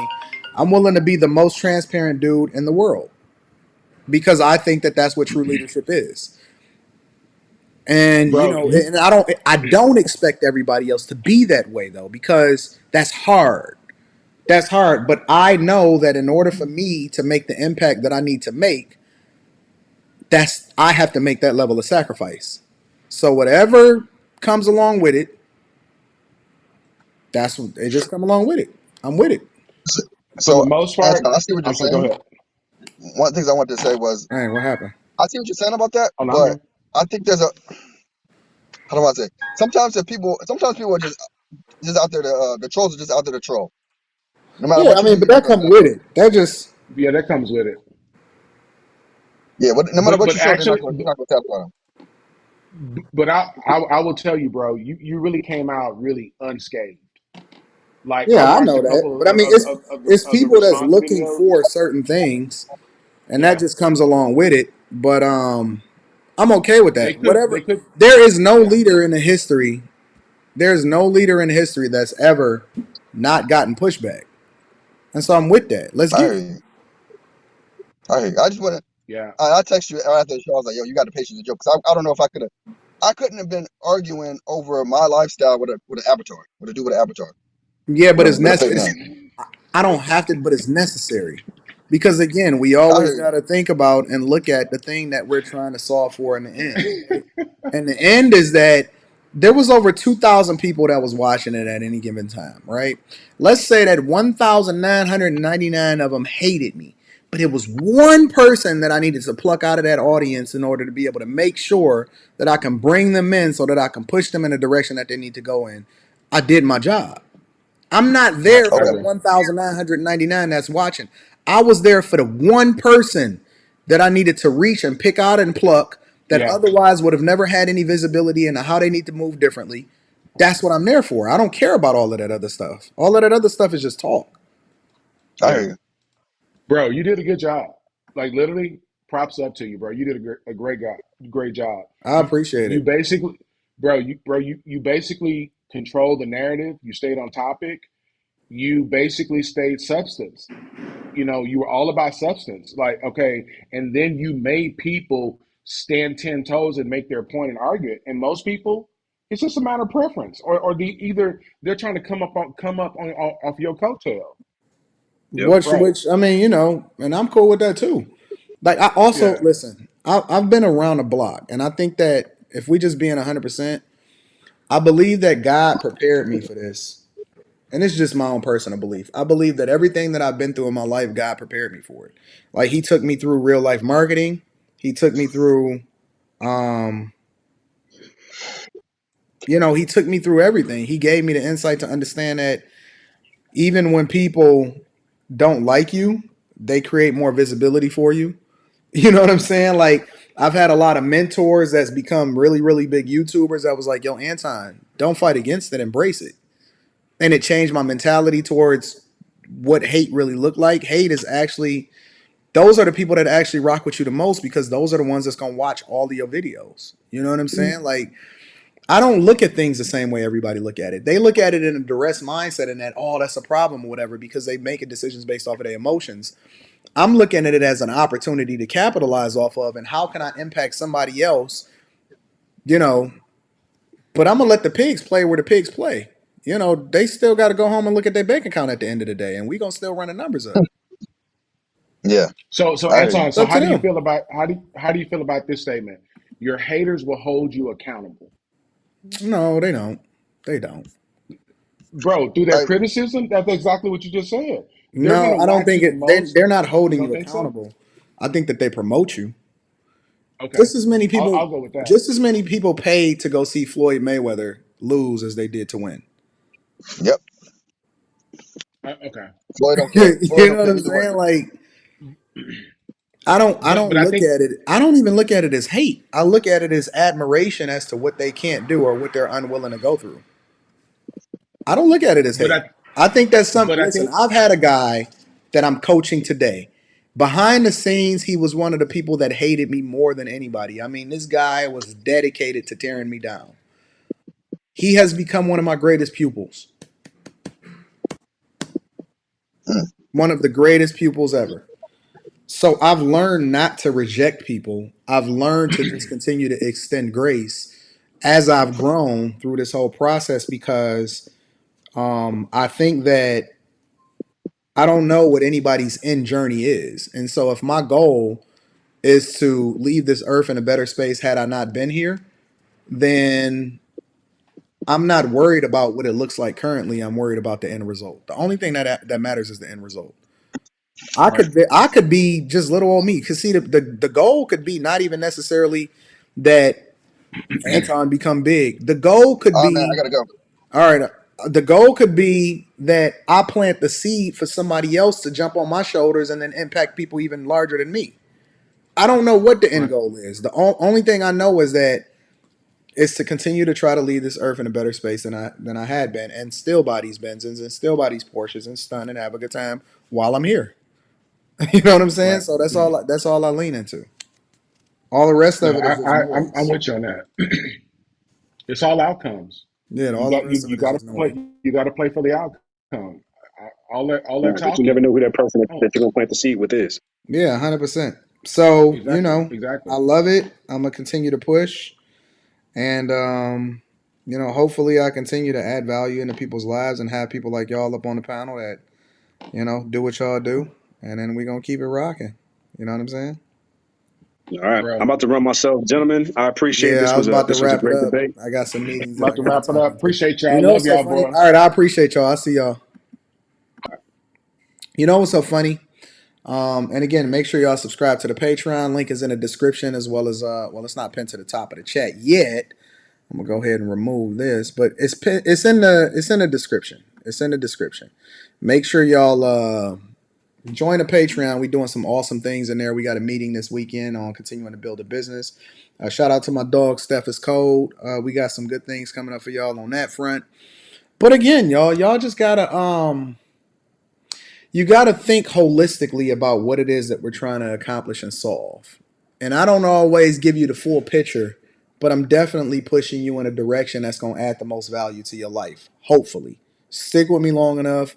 I'm going to continue to push you. I'm going to continue to add value into your life. And then hopefully we can become the best versions of ourselves together. The best version of me is the best version of us. The best version of you is the best version of us.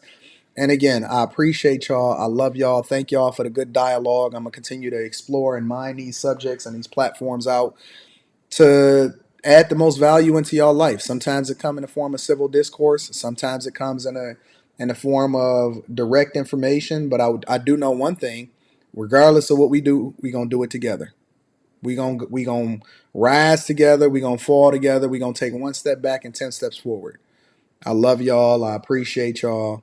I'm here in Florida and Miami having a good time. God is good. God is the greatest. I'm very, very appreciative of everybody that hold me down, and I'm gonna continue to add value into y'all life also. Thank y'all, thank y'all, thank y'all. All right. But I need you to do me one more thing before we get up out of here. You know what I'm gonna ask you to do. You know what I'm gonna ask you to do. Make sure you share this with your family and friends because we don't want to be successful by ourselves. I love you guys. I appreciate y'all. I'm gonna continue to hold you down as you hold me down. Again, make sure you subscribe to the Patreon. Link is in the description. And then if you need personal coaching, reach out to me on my look at Rita. Rita calling me in the middle of my show. And if you need personal coaching, make sure you reach out to me on my website, antondaniels.com, and we're gonna get it popping. I'm out. All right, Rita.